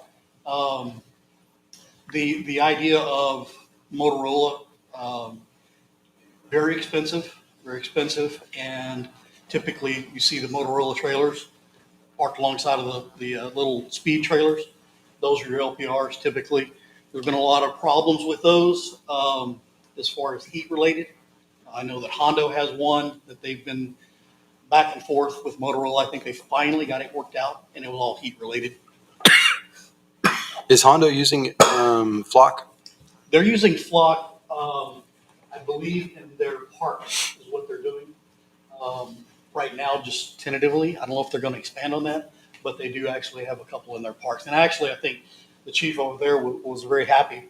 You know, it was a small win, but somebody in the park damaging the basketball net and everything else, and they ended up catching them. So pretty cool. Nice. Okay. Councilman Lee, you had a question? Yes, a couple. How is this thing powered, and how does it get the data from the camera to the point that it goes into the system? What was your question again? Well, I mean, if they're going to place it, it's going to have power of some kind. It's going to have to take what it picks up and send it to somewhere to get it into the system to be analyzed and kept. How does that work? So in order to do this, we have to enter into an agreement with TxDOT. They use existing poles, and if they're powered, they use that, or they use solar power. As far as the process of it, so the camera takes the photo of the license plate in the car. It feeds every 24 hours. It stores it every 24 hours. They send it to DPS. Okay, so you're telling me is it immediately sent out plus also stored, or is it 24 hours and then it's finally transmitted to be dealt with? As far as Flock is concerned, they send everything to DPS within 24 hours. That doesn't change the alert thing, because the alert thing is within the Flock system, right? But they send everything to DPS within 24 hours. It's getting uploaded to their database in But real you guys time. get it instantly. Yes. Yes. Yeah, Okay, it's getting that- uploaded in real time. Okay, is it a Wi-Fi? I mean, how does it get from the camera installation to where they collect it, Flock's collect it? How does it do that? I mean, that's a good question. I'm I'll almost find positive out. they're using a cellular service. Yeah. Oh, it is cellular. My apologies. Well, that's real reliable here. You got a couple? Is it possible to have a portable one of these, a mobile one of these, Yeah. that you could move to various places if you felt the need was there? Yes. Yeah. So initially, these are they call them pole cameras because they're fixed on poles. Right. You can put them on cars. You can actually have a camera. Okay. And do that. You can put them on a trailer. Flock isn't just poles, but trailers too. Yeah. Well, it seems to me like we would want people to know we had a license plate reader with a sign that said all entrance and exits of Castroville are covered by license plate readers, even though we don't do that. Yeah. I mean, think about it. There's about 8 ways Yeah. in town. All right, that's all I got. Thank you. All right, so I've got a few questions. One, do these work if a business has an existing camera? Can Flock tie into that existing camera? No, It's got to be a separate one. it's got to be separate camera. Okay, so can if there were a business that wanted to have one of these, they could pay the $3,000 a year. Say they want to cover, maybe it's one of the car dealerships, want to cover their dealership. 100%. One of the new developments wants to cover their development. Yeah. They can do those as well through the HOAs. Absolutely. Okay. In fact, they already are. There's many businesses that are already doing it. Now their accesses are different, right? Obviously, a private citizen can't search the whole state, but they can definitely participate. Okay, but anything that if there was any, I'd call them a partner entity within the city that wanted to do that and they wanted to feed it into our system, we could still have access to that. Oh yeah, yeah. And you get notified within how long of the Of a ping. So there's the process of entering it, right? So we'd have to know about it. We'd have to enter it, and then we would get pinged. Sorry, no.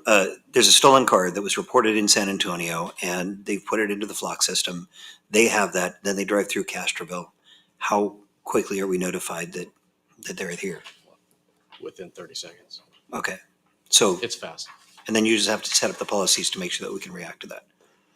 Okay. And that's basically your NCIC, TCIC stuff. TCIC, Mhm. Yes, they're very, very strict on it. Very strict. And if a cell tower goes down, does that affect you? That's a very good question. I'll find out. I think it would be good to find out what the communications protocol is on that. I mean, TxDOT uses them as well, so. Yeah. And TxDOT, you said, does upload to Flock as well? TxDOT, no. The reason we have the agreement with TxDOT is because usually the cameras are on Using their property. poles. Yeah, and we use their poles. And TxDOT does not use, they have no locations where they have cameras? I couldn't say whether they don't have any. Just like any other entity, they could if they wanted to. But you're not sure if they currently do? They definitely don't around here. Okay. That was more my question. Yeah. The difference in price between the Flock and the Motorola, what are we talking? $45,000. Per camera? Yeah. 45 versus 3.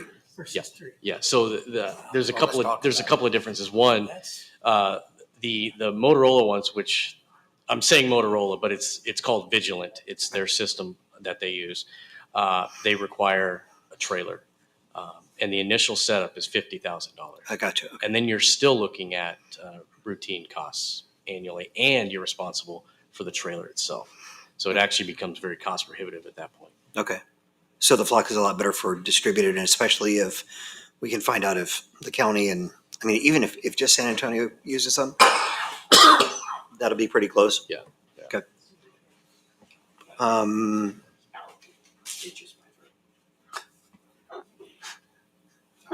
I believe they have. I think that's it. Okay. Into that. thank you. No, I'm satisfied. I think you've done a great job. Thank you for getting into this level of detail. It's really good. I think that we need to look at, seeing how well, if you can react to these things and it actually does work well, working through the processes. I think it's a great idea and probably look at increasing that. And I don't think that we look at this as, it's not a cost savings to officers. It's extending their reach and increasing their ability to react. Efficiency. Their efficiency, their effectiveness. We want to catch the bad guys and put them away. And again, that's why this 90-day free trial is pretty cool, because we can iron out all these kinks. And I've got your guys' questions written down. I'll take care of that, and I'll get back to you on that. Okay. So was this on for action or we're not taking action? Yeah, this is up for action. That's what I was trying to find it. It's action. Yes. You ready? Do I have a motion to adopt a resolution for a 90-day free trial for automatic license plate reader using the Flock cameras? So moved. Second. Okay. Sorry, Houston Beach. Yeah. I have a motion by Councilman King, a second by Councilman Marchman. Any further discussion? All in favor? Aye. All opposed? Motion passes. Thank you. Great. Thank you. Thank you. Thanks for bringing this to us. Break. All right, we're going to take a 5-minute recess at 7:19.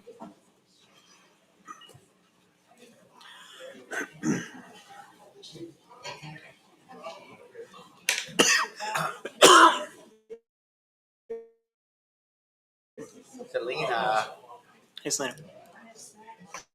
how you be?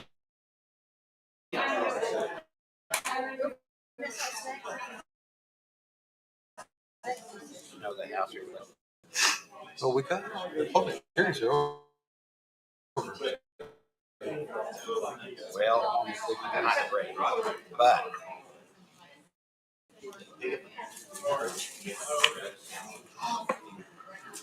notice the snow? That's the front of it, and basically the building looked like this. And it had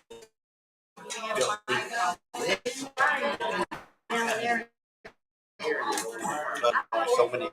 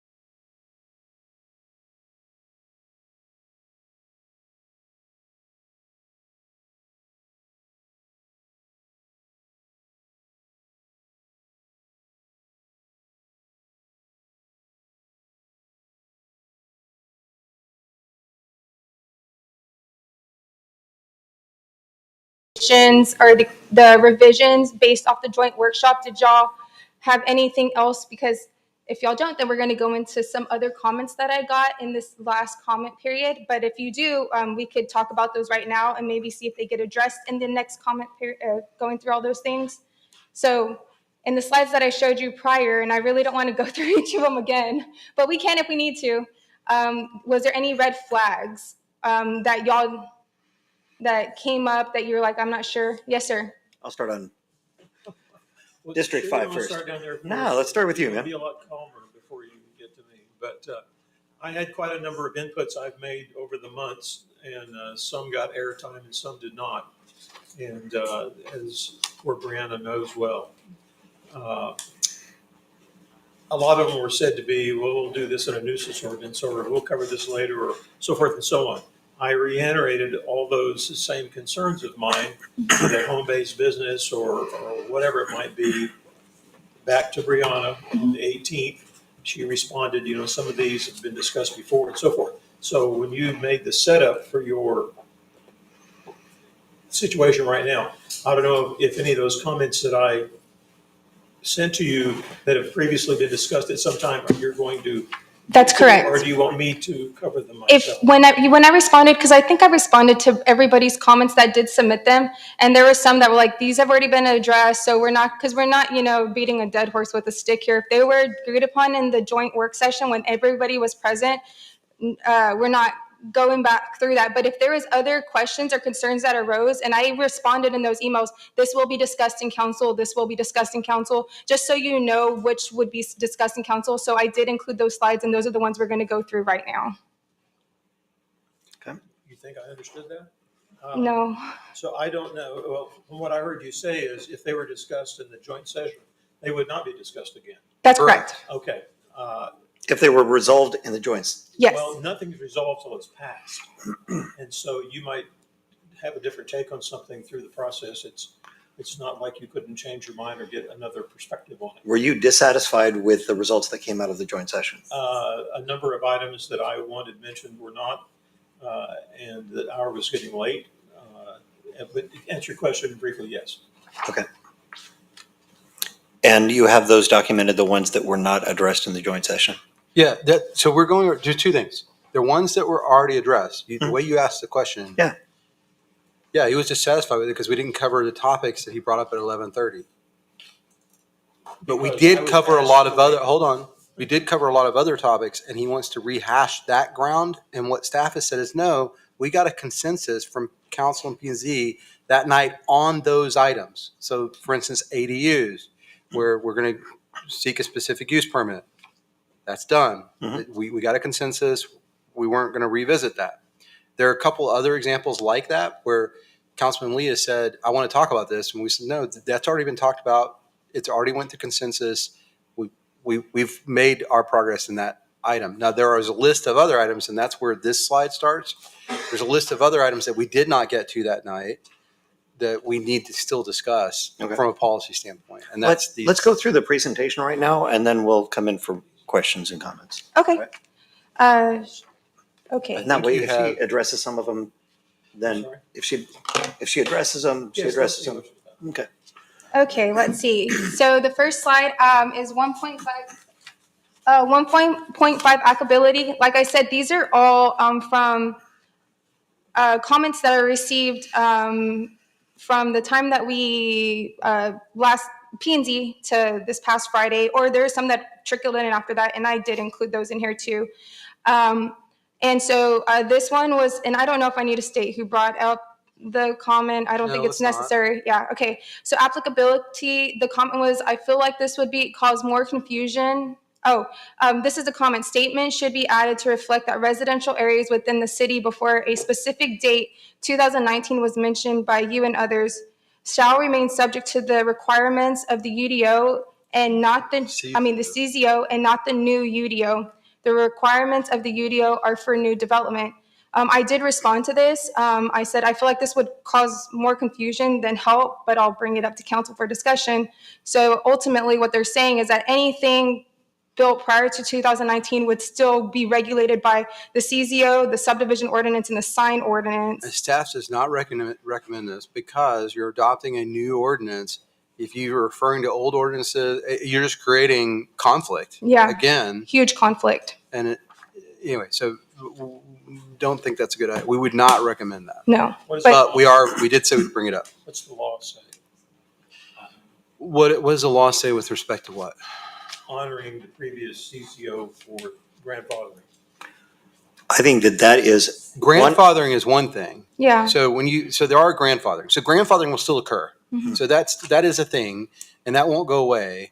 And people will be grandfathered under in Existing non-conforming. existing non-conforming under whatever code gets adopted. Mhm. So that doesn't go away. But this idea that you're going to establish a date and say anything prior to 2019, you're just creating a real challenge for future staff, for future councils, and it also creates the potential for conflicts to arise between what the new code is and then what this old code is that you're referring to somewhere. Sure. Because you would have to keep that alive. so I think that when we look at, I think that we're in agreement about the three stated goals, right? The three stated goals that we've talked about is, one, deal with the development that's happening on our outskirts. Two, protecting the current built environment and honoring the way that people have lived here. And three, deconflicting the ordinances that are currently conflicting. So this is addressing the second one, saying we know what to expect in the CZO, not by detail. I'll bet you anything that the vast majority, by a huge percent, have never read through the CZO. I have spent a ton of time in the CZO, and I still find new things in it. I would say that most people don't even know where to find the CZO. But what they do know is what they currently have lived with. So I get that we're trying to accomplish that, but I think what they also don't realize is how much abuse can happen under the existing CZO. I mean, you can build, I looked at,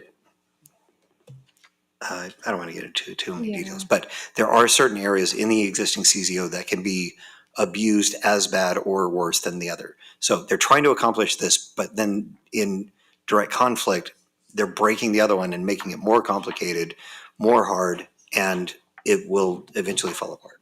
So I get the intent, and I think that we need to stick with the intent to ensure that we're not changing the built environment by going through the details that could do that. Well, I think the concept was kind of like to have two codes. So like anything. I understand what the Yeah, concept okay. is. I It's a was just making terrible sure idea. everybody understood. Right. Okay. We should have two different laws for the roads. One, sorry. Okay. All right, keep going. Well, Oh, yeah. Did you want to have Yes, sir. discussion on this? Yeah, please. you've mentioned This is. I don't have any problem. I don't think we need to have two ordinances. That's a fact. Okay.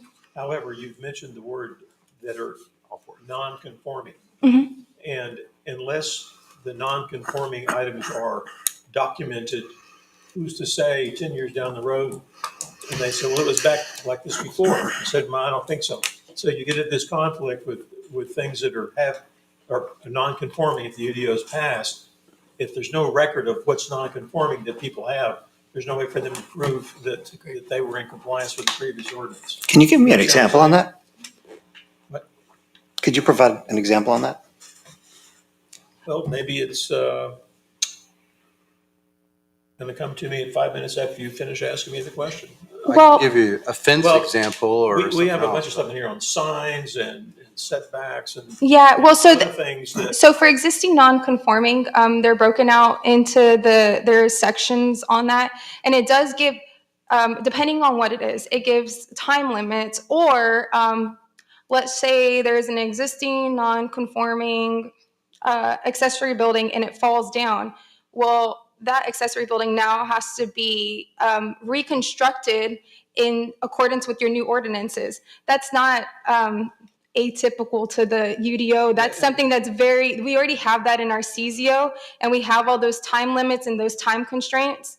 That is a code enforcement issue. So whenever something comes down, we do have to be able and aware and to address those things. Sometimes it's going to be looking at it and saying, man, well, it says it was built in 1975 in Medina CAD. We still have to do that nowadays because there's some things that were built prior to the CZO coming on board in 1975. So we have to already have those challenges. Every city does when they amend any kind of ordinance. We just work through them, and it's just a part of growth. This, So, the- yeah. The implementation of the UDO doesn't impact that. It doesn't make it worse. It doesn't make it better. Yeah. And we just make sure that they're all in accordance with state law, because some of, I think, of our existing non-conforming things were not in accordance with the time limit, the time constraints state law provided. And then also just made sure we had all of those listed there for each use. And that's sign, site, land use, and structure, I believe, is the 4. Okay. Yeah. Great. And Houston, you had something else? No. Okay. I was just saying. Okay. Okay. So are we okay with saying that this is probably not the best idea to have 2 separate ordinances? I agree. Okay. Because I think what we try to do is we tried to keep everything that's already in that makes sense, put that into the UDO, so there's no reason that we have to go back to the city. Is there another way to say this, is there anybody on the council that would agree with this? That this needs to I be have a this way? comment, and I think general citizenry, and I was one, lived through the process with Simple City. Coming out of that, we heard we're not touching inside the river, and then you would see it inside the river. And I think that's what that's trying to say in a different way. Mm-hmm. And like, don't touch, old Castroville, and that's really that intent. Yeah. We understand that sentiment. And I think that's been the effort to make sure that the code in the UDO that we're listening and responding to, Mm-hmm. and like, we're going to get to some of them, like the commercial, this idea of civic space having commercial in it and what that means. We're going to get into that tonight. To make sure that we're addressing those issues. And I think those can be addressed individually as those concerns crop up, right? Mm-hmm. We address them, but doing it this way, we're just trying to, There was- it's kind of a bad idea. I mean, I've lived this process. I've lived and breathed this process for 2 years. There was definitely a lack of trust between the citizens, planning and zoning, city council. We were given something to do, something that's never been done in the city before, which is one huge step. So that's one undertaking of staff. The consultant didn't come across very well at the beginning to a lot of citizens. That was a huge thing that we had to overstep. So we're trying our hardest to make sure that y'all understand we're listening. And that's why y'all see me talking a lot now, and it's not anybody else's, because I'm a familiar face. I'm trying to be out there, answer everybody's questions, to build that trust again, because we understand what you said. And that's where we're trying to go. So, yeah. All right. Okay, so we're good to move on from there. Okay. 1.1111 written interpretations. The person made the comment that they believe that this should be changed to the city administrator instead of community development director. I agree. I don't want this responsibility. If I can give that to Scott, I'll throw it on him all day. But of course, that's up to y'all. There's not really, I went to go look to see how it's handled in the current CZO. I couldn't find anything that says how interpretations are handled and who those go to. So it just depends. Here and there, they may say, like, for this sign thing, maybe it goes to city administrator, and for this code thing, maybe it goes to community development, but not one throughout all. So I'm cool with giving it to city administrator. Well, thanks a lot. Yeah. One example I used was we have an HPO, right? I would not venture to tell Selena how to do her job when it comes to interpreting historic guidelines, et cetera, because she's trained, actually is an HPO, right? And my what do you call it? Compromise, if you will, not compromise, not the right word, but the amendment I would make to this is that it should be the city administrator or his or her designee.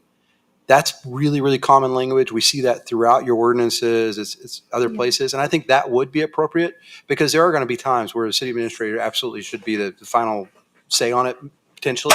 And again, I could easily say, well, I think council should have to make the decision, right? Yeah. But, certainly there's opportunities for policymakers to weigh in on different things at different times. It just really depends, right? But there are also other times when it would be totally inappropriate for the city administrator to make that decision, because it's a mundane, routine decision that is better made by the person or staff that's, one, better informed, and two, deals with it day in and day out. Yeah.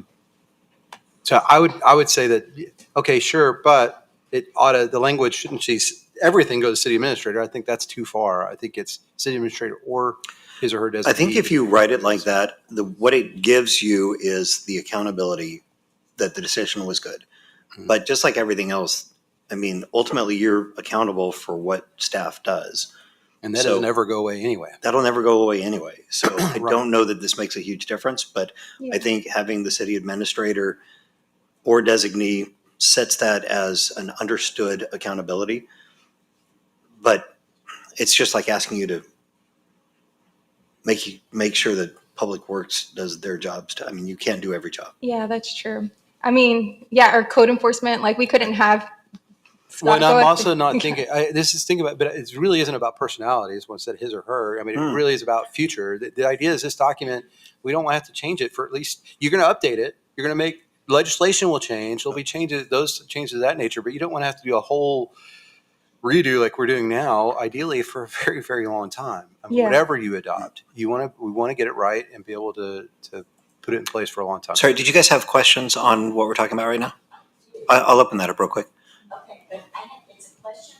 Okay, Brianna, you said earlier that you got a response from everybody that emailed you. I believe so, yeah.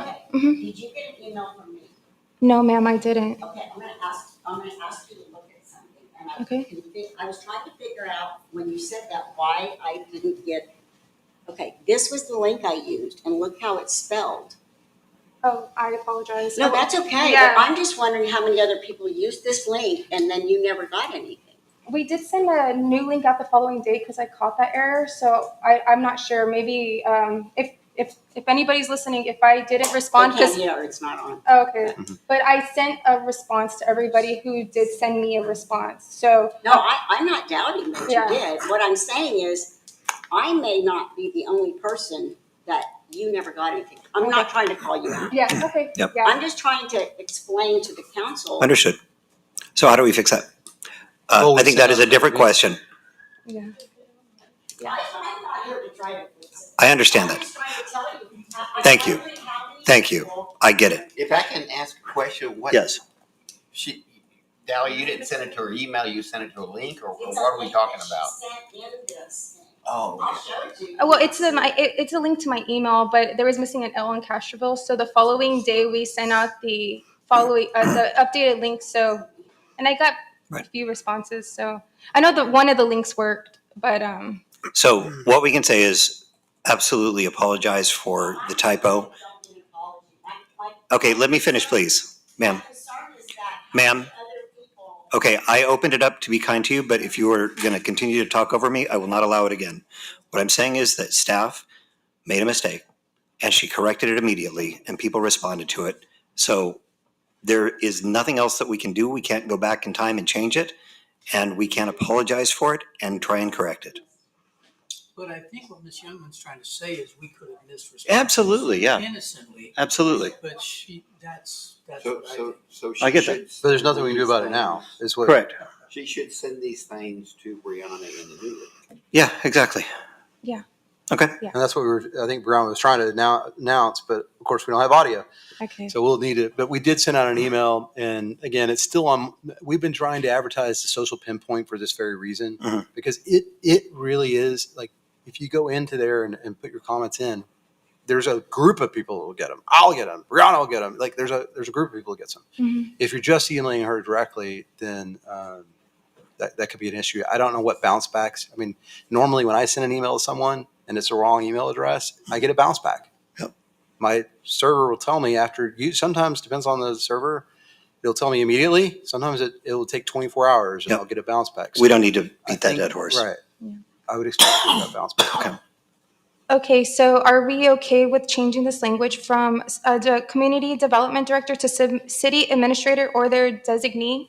Is that applicable to everybody? Anybody have an issue with I that? mean, is that okay with everybody? So we're gonna change community development director to city administrator. Or their Or designee?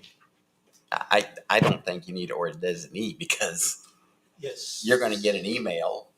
No, it No. has to be either community development director because Brianna's going to be doing this. And I see what Scott was saying now, because it's saying the interpretation. So that means I do the day-to-day permitting, unless I was going to bring every permit to Scott to see what his interpretation of what was read in the ordinance. Okay, Yeah. I agree. Okay. Okay, are we okay with that one? Okay, we're gonna move on. City administrator or designee. Yes, I got that, yes. Okay. 1.14.32 stop work order. This is another one to change the city administrator.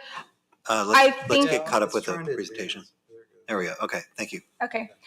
This is another one. It could, that they believe that it should be changed to city administrator. I can tell you that it should probably say city administrator or their designee because it already says that in here, only because I'm not over code enforcement. And so maybe, and I think I know code enforcement is the one who issues the stop work orders. So I probably should just say city administrator or their designee because it is code enforcement that does that. You know, the thing I like about that is that as staff changes, as responsibilities change, having that ultimate accountability on the city administrator and they determine who's actually going to do the work. Okay, so everybody good with that? Good, The okay. first part, now look at the second time. They're both, it's in both spots, it should be changed. It'll Yeah. be city administrator or their designee. Yes, yeah, so that means throughout the entirety of that text, yeah. Agreed. Okay. Great. Okay, here we go again. They were very thorough on this one. 1.14.3.3 inspections.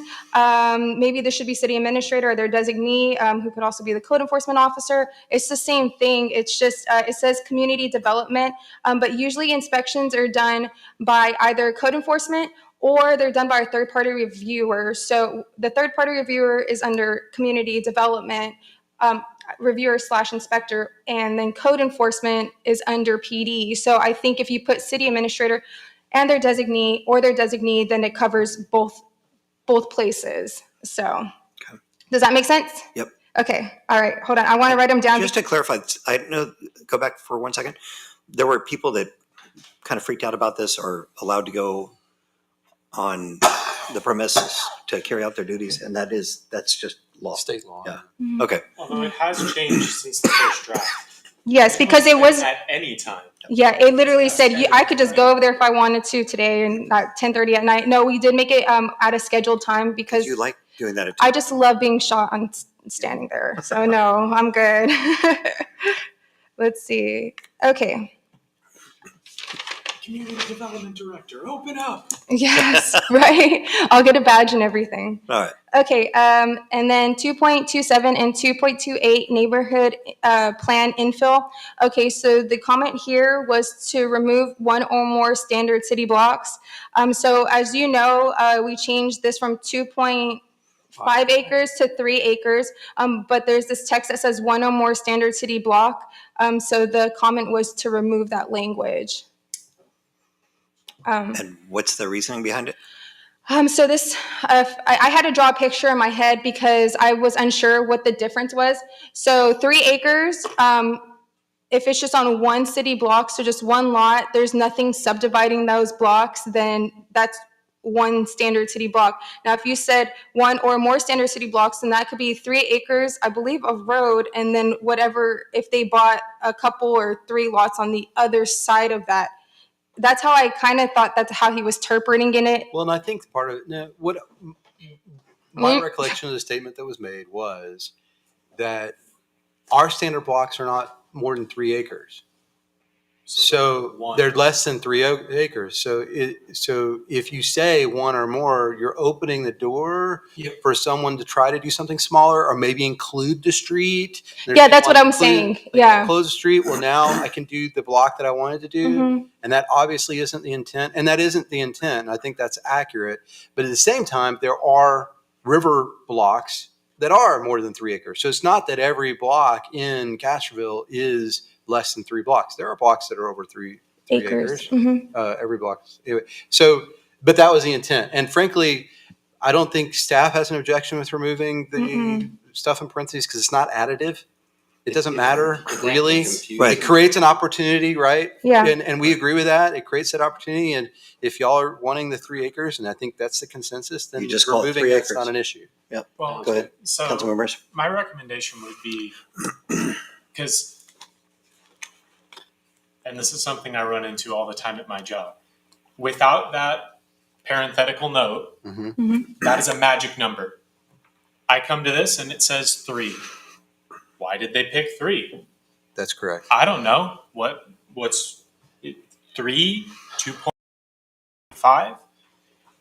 And so like having that parenthetical text explains the intent in a way that I think is helpful for someone coming to this later when reasonably 4 council districts are going to be on the other side of the river and they're not going to know So what's exactly. the language you would propose? I would say Greater than?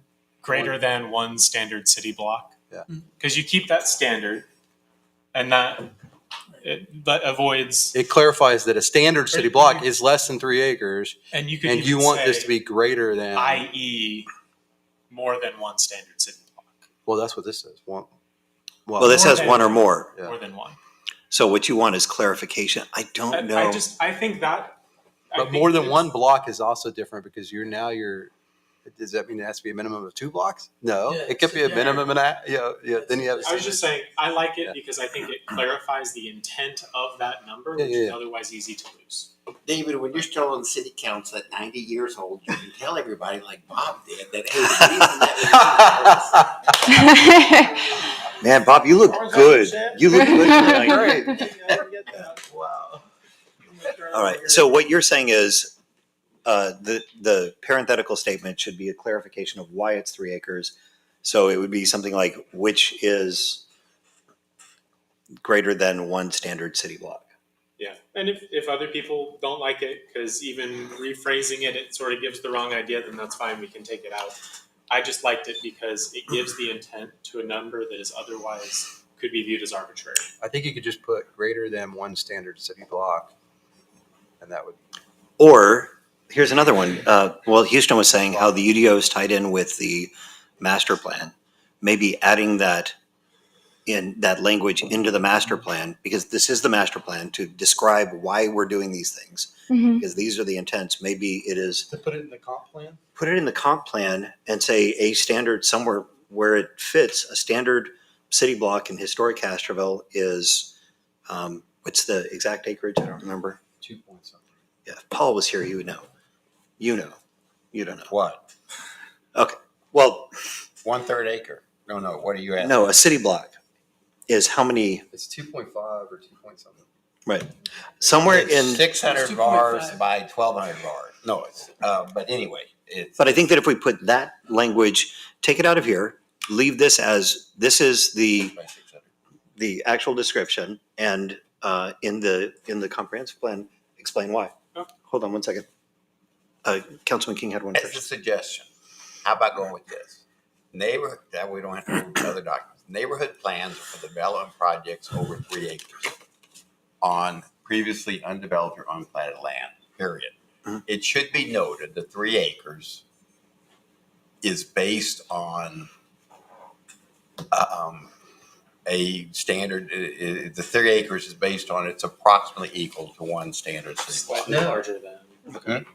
Or That would be opposite of what they're saying, because again, they're saying you don't want to be able to let someone redevelop a standard city block. well, no, I just said, you're not saying, it should be noted, this 3 acres derived from. So it's not part of anything. It's just, given what David said, is that. 20 But I years don't know from that now- that belongs in the UDO. I believe that belongs in the comprehensive plan for the explanation of why. What is the intent of this? And the rules should follow the intent that Oh, is in the there's comprehensive plan. I probably Sorry. touched it or something. Raised on it. How about I do this? I'm going, because it doesn't seem like anybody wants, sorry, Mr. Mers, it doesn't seem like everybody wants to keep this in. So I'm going to pull it out and then I'm going to go look, because I feel like the master plan may already have something like that in it, because that's the intent of the master plan or the comp plan. So let me go do some research, and that can be like a swing back around to that, because I think it might have something that says something close to that, but I'll have to double check that first. So I think that what we put on here, if we can agree on the 2 goals, one is to refer back to why we're saying that this is the magic number, and 2, making sure that people can't abuse the system and build out, like tie in multiple things into the 3 acres. Yeah. They can't buy up multiple blocks and develop that. I Are agree. we agreed? I'm ready to hear you. Well, I've No. been waiting to speak. That's why I'm Okay. raising my hand before.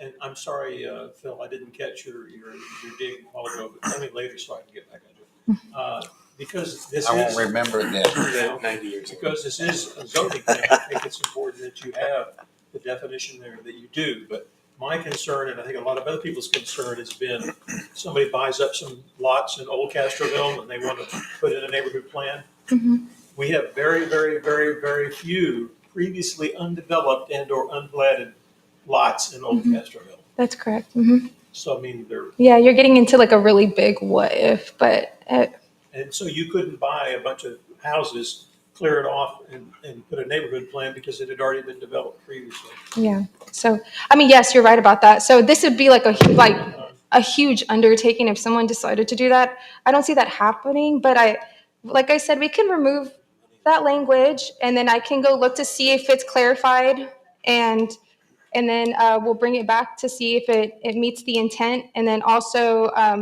provides more clarity. That's an So, excellent point. yes, Like I know.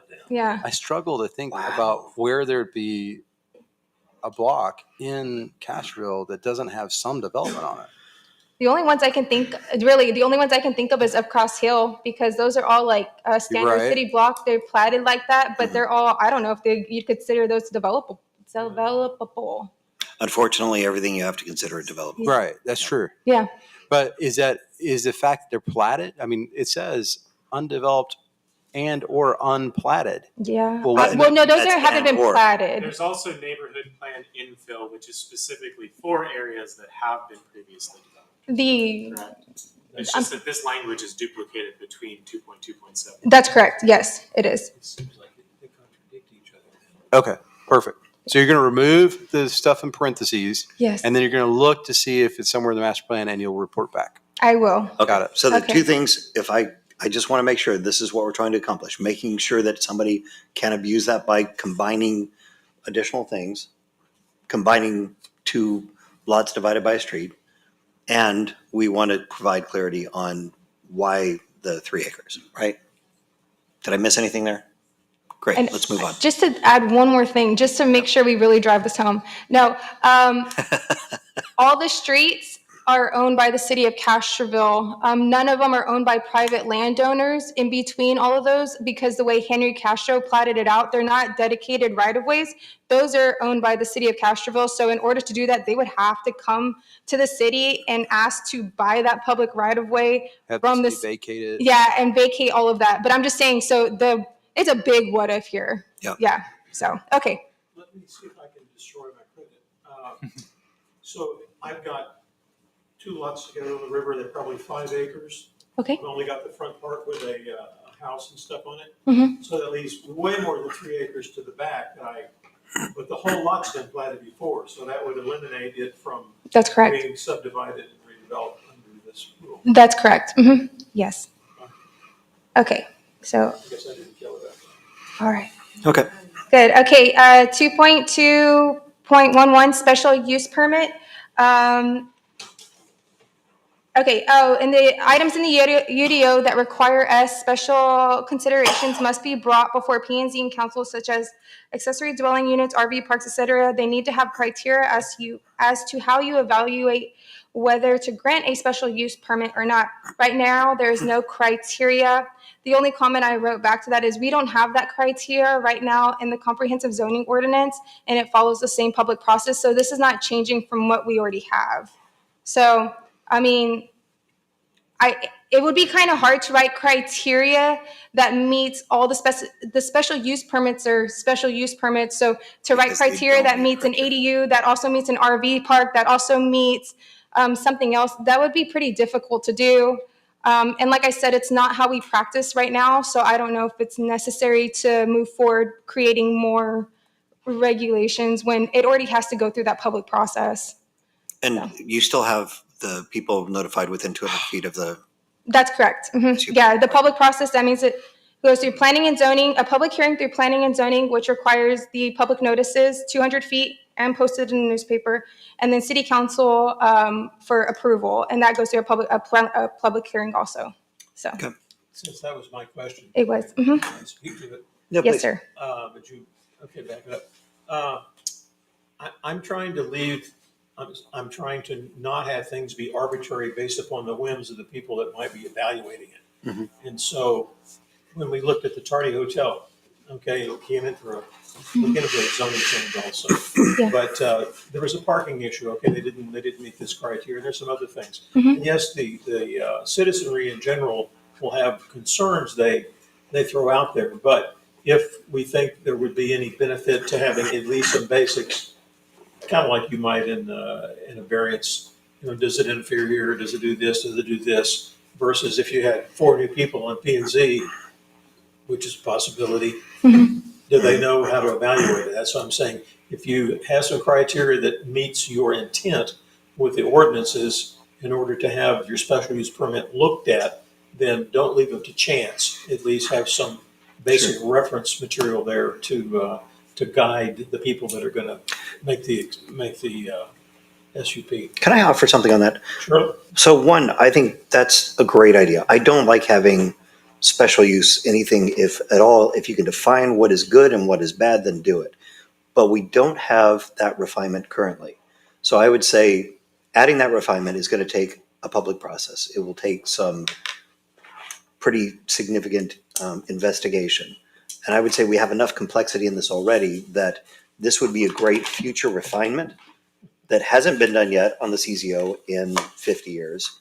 And we don't have to tackle it right now, but you can put that as a bookmark and something for P&Z to start looking into. I think it's a good future refinement. I would say that answer could apply to anything.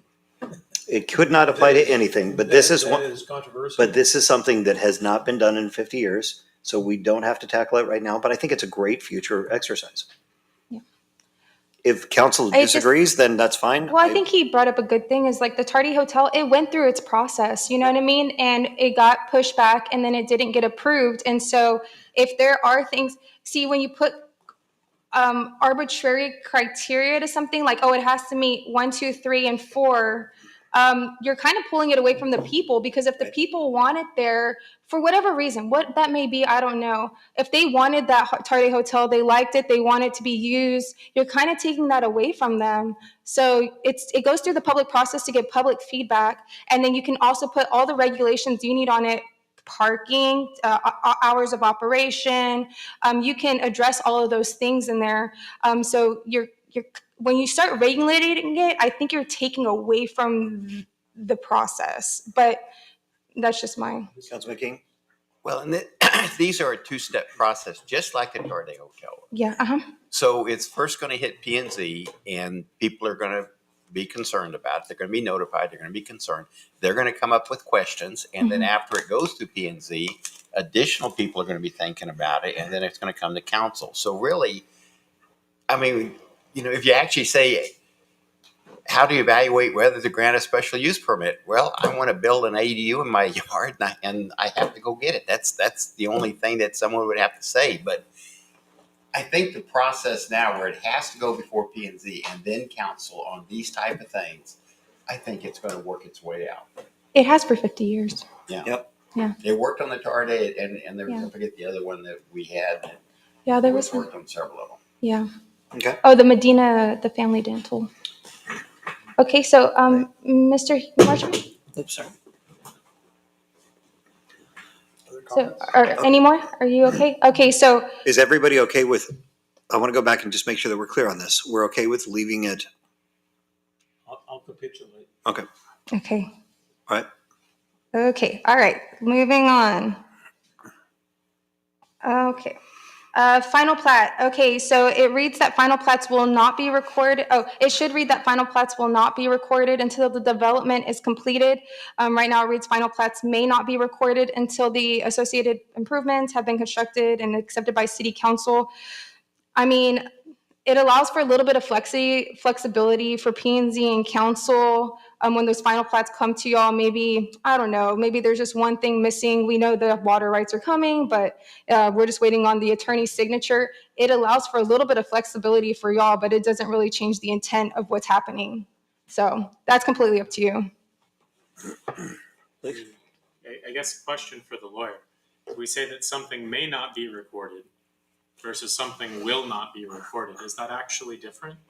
Yes. Okay. Because like I'm reading it, it may means you have permission, saying you don't have permission to do this until. So we have in our, or in this ordinance, it does have terminology. Yeah, yeah. That's the only absolute that you can use. hmm Yeah, we do have permissive language, and then we have mandated language. Is shall is a mandated language, and may is a permissive language. So, I read that a completely different way than you do. They wouldn't have the may in there if they weren't expecting you to record it. They're saying you can wait on recording until.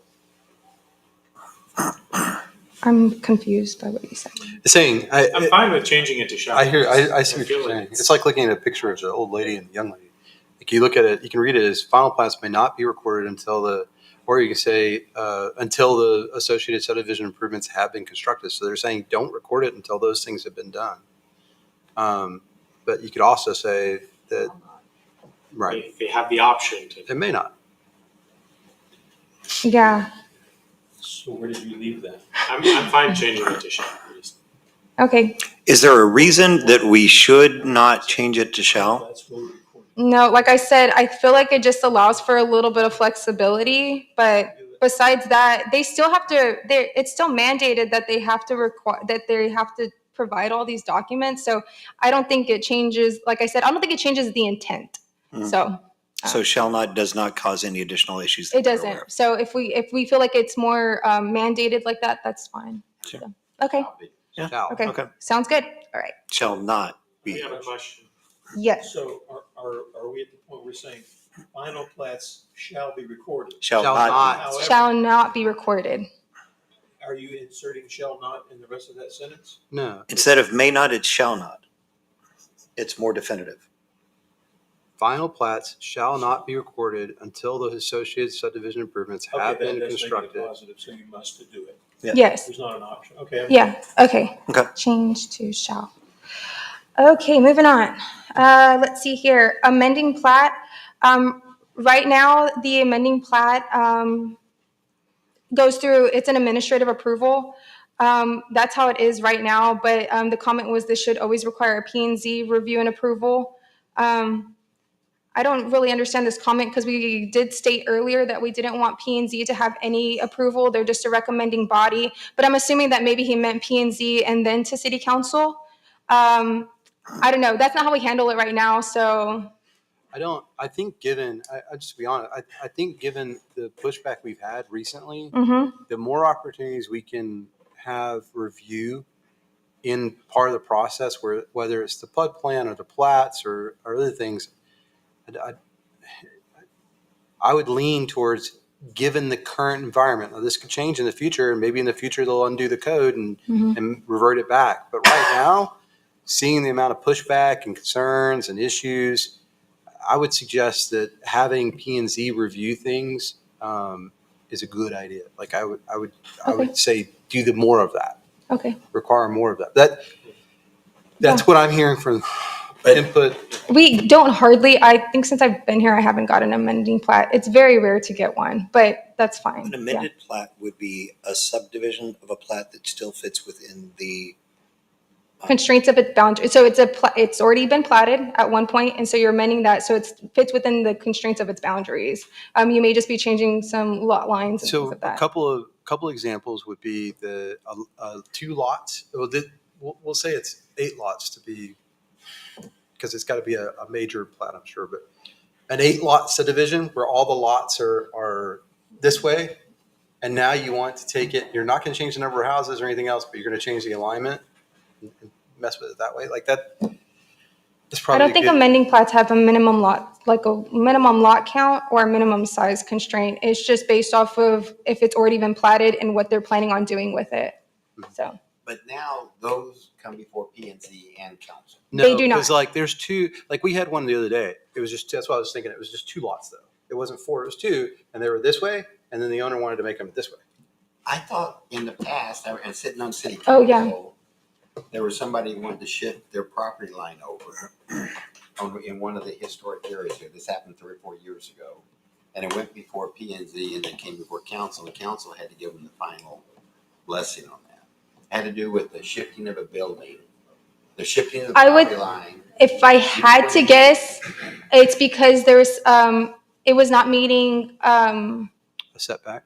like a setback requirement or something of that sort. I don't think it was just because of the shifting of the lot line. I would have to go look at that. I don't know. Yeah. I guess what's like the most, like if it has to, because I'm not familiar, Mm-hmm. but it's saying it's got to be compliant with 1, 2, 3, 4, 5, 6 other documents. What's the most dramatic change that someone could be doing with one of these? There's state language on what an amending plat is. We don't even determine that language. And I believe state language is it has to have already been platted and that it's no more than 6 lots. Please let me know if I'm wrong on that, Mr. Santee. Yeah. It's all statute. Like, there's nothing that we can authorize that's not already stated in state law. Yeah. Really, the thing about amending plats and is to take it normally off of P and Z and capital. It's a minor revision that is very stipulated in state law, and it's normally approved at the administrative level. Because it's literally not going to allow for any larger development that would have already been allowed by what was platted. Mhm. It's a correction almost. Yeah. So what is the benefit in changing this? I know you're saying it's good to get it in front of the public, but for something like. Well, he was saying the opposite. I was saying that. I know, And you were saying that, but I guess, what are we trying to protect against? Are we trying to look at what are we trying to achieve? What are we trying to avoid? What are we trying to avoid? Staff doesn't have to make the decision. I think this was No. an argument for greater transparency. And I think this is reflective of what people are saying they want to see right now. But to our attorney's point, there's state law is pretty clear. There's no risk, if you want to, like public risk, because the amending plat has to meet all the same requirement. It can't make any changes. It's almost correcting some minor flaw or some minor issue that maybe wasn't caught by anybody when the plat was originally approved. That's the type of scenario where this would undertake. But again, I think the reason it's being requested to go to P&Z is for just an opportunity for greater transparency. But Yes, what sir. abuse would we be protecting from? When you want to have transparency, it's because somebody's trying to abuse something. So I'm just trying to figure out if we have already It's designated. difficult to go through that what if because Yeah. Staff, we can't think of a way you could abuse this, frankly, because again, That's why I'm asking the question now. Please follow my reasoning. Someone get the developer back. Yeah, that's the. Yes, sir. Bob? Is this the question that I asked you, or did you address the one? No, this is somebody else. Okay, Uh, I have one that's right on that same. Well, we're going to finish on this one first, and then we Well- can move on to another. Well, Yeah, but we're talking about this one right now. Well, if it's the same thing. But If it's the same thing, then yeah. It's about P and Z process. Did you put it in here anywhere, or did you not? The one we went back and forth on about. oh, no, that was just like, Well, what, if 30 it's minutes related before to the this, meeting? then go ahead. Later if you want, or you can hear. If it's related to this, then that's great. It's related to P and Z's involvement in the plat process. Yeah. Yeah. Well, let's see if anybody else has any comments on this, and then we'll bring that in. Like, Sounds fine. The way that's originally written, Hmm. is it an automatic thing or does somebody have to give it a blessing on it? Yeah, it goes to administrative So approval. is this another one of those city administrator or his designee shall? No, this is strictly city administrator. It's usually the city administrator and the city secretary that signs those. We already have this in place. I think it's 4 lots or less. No, that's for minor plats, but it runs in the same vein. Yeah. So this is the way it's listed right now in our CZO. This is what That's- we currently do it. This is the way we currently do it. Mhm. Okay, so it's just for a little correction kind of thing. But Yeah. we really can't think of any, honestly, can't think of any risk to the community that would be averted by it going to P&Z. What it does do is create additional hurdle for somebody and expense, and that could be your neighbor, right? To go to P&Z and timeline and then go to council. I mean, it creates red tape where but if you've already got it in your zoning, and that's what there's one thing to have transparency. There's one thing to add unnecessary overhead. And so that's my point is that if there's something, you've got a lot of experience. You've had people that have come to you about these things before, and you've been working through all of these different zoning things. What could be abused in this? If they're in zone 2.5, place type 2.5, They have to have an 80-foot setback. They have to have a 12,000 square foot lot. They have to have all of the same requirements.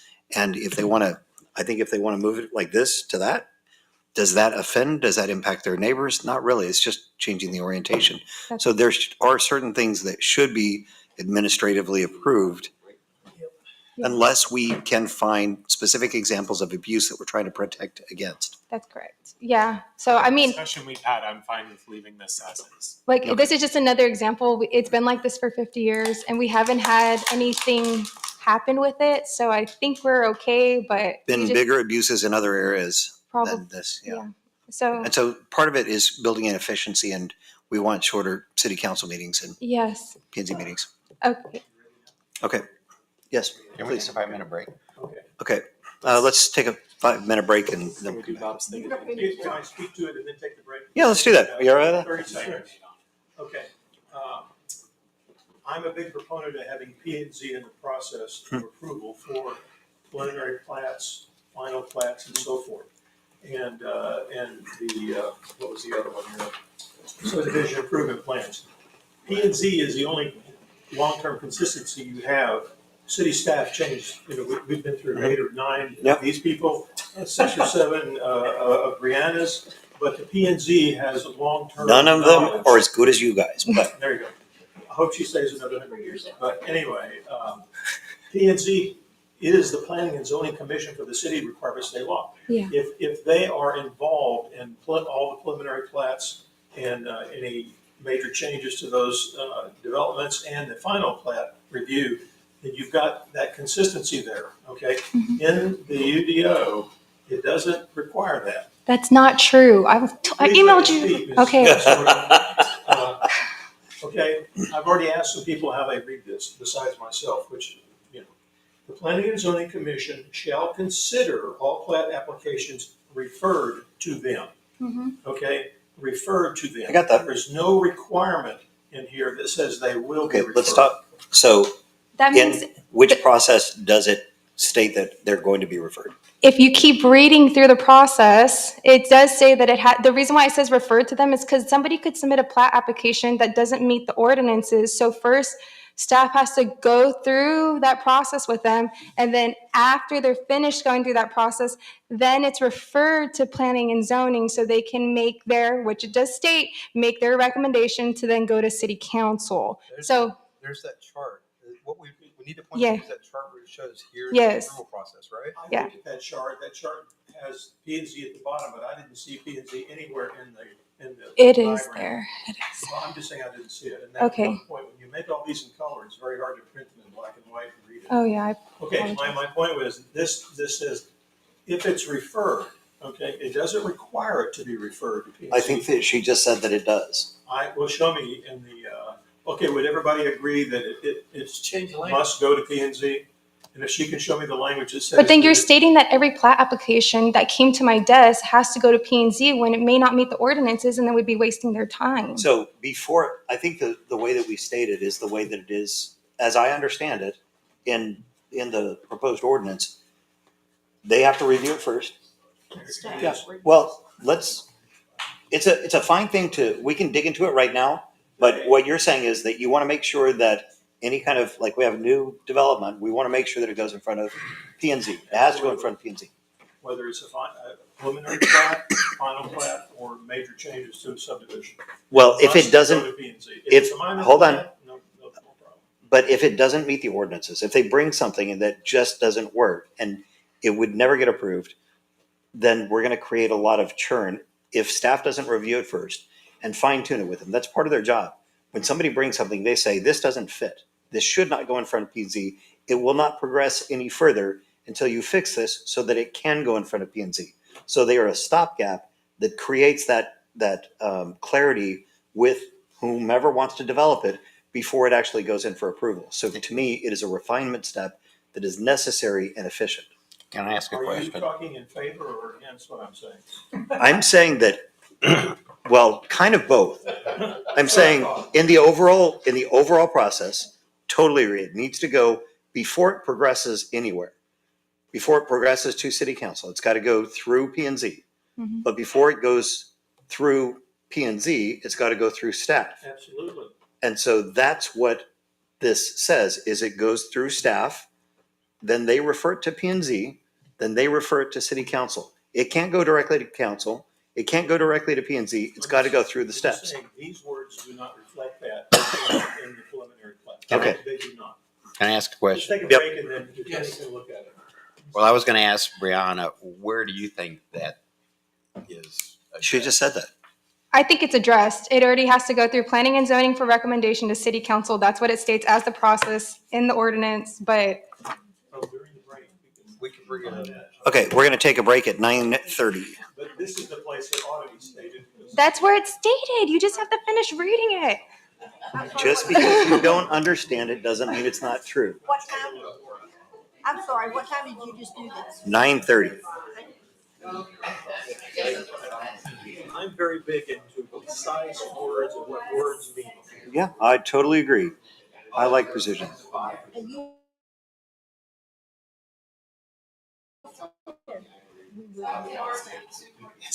You're never talking about 2 words. I'm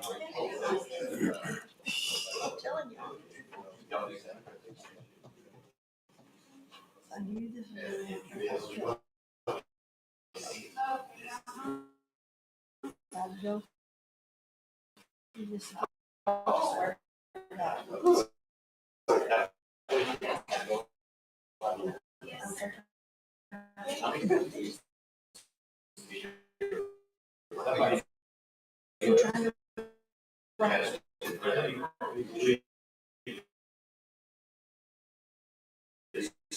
I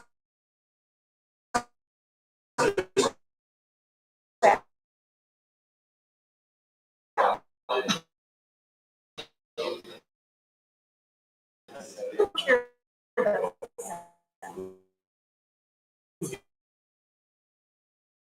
You know what? You know what? We don't even have it.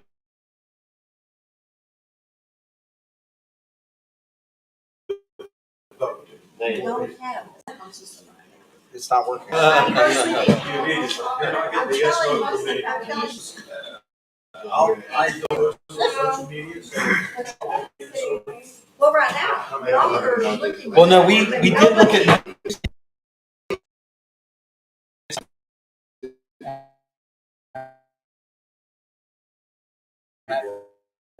They checked not just here, but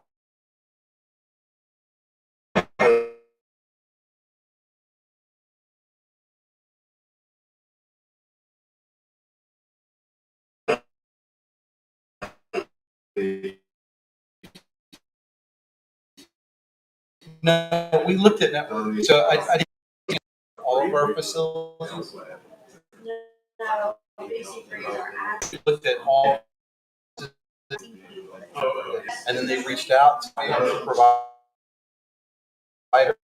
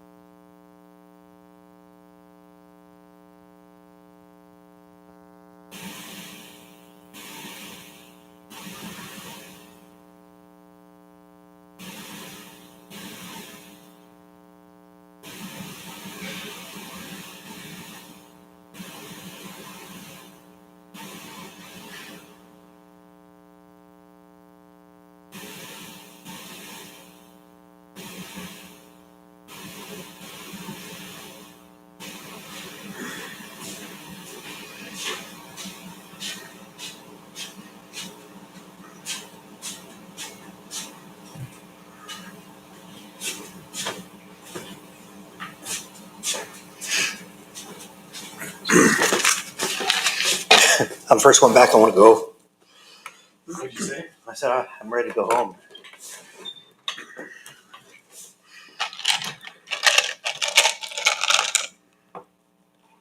We'd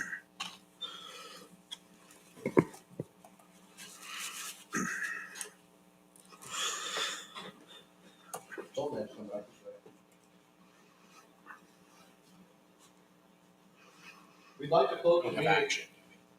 There's no action.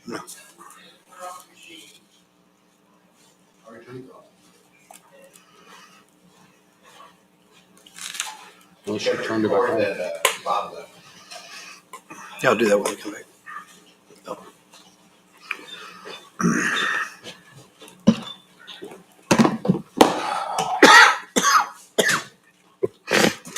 I'm gonna go to coffee more now, I'm not sure.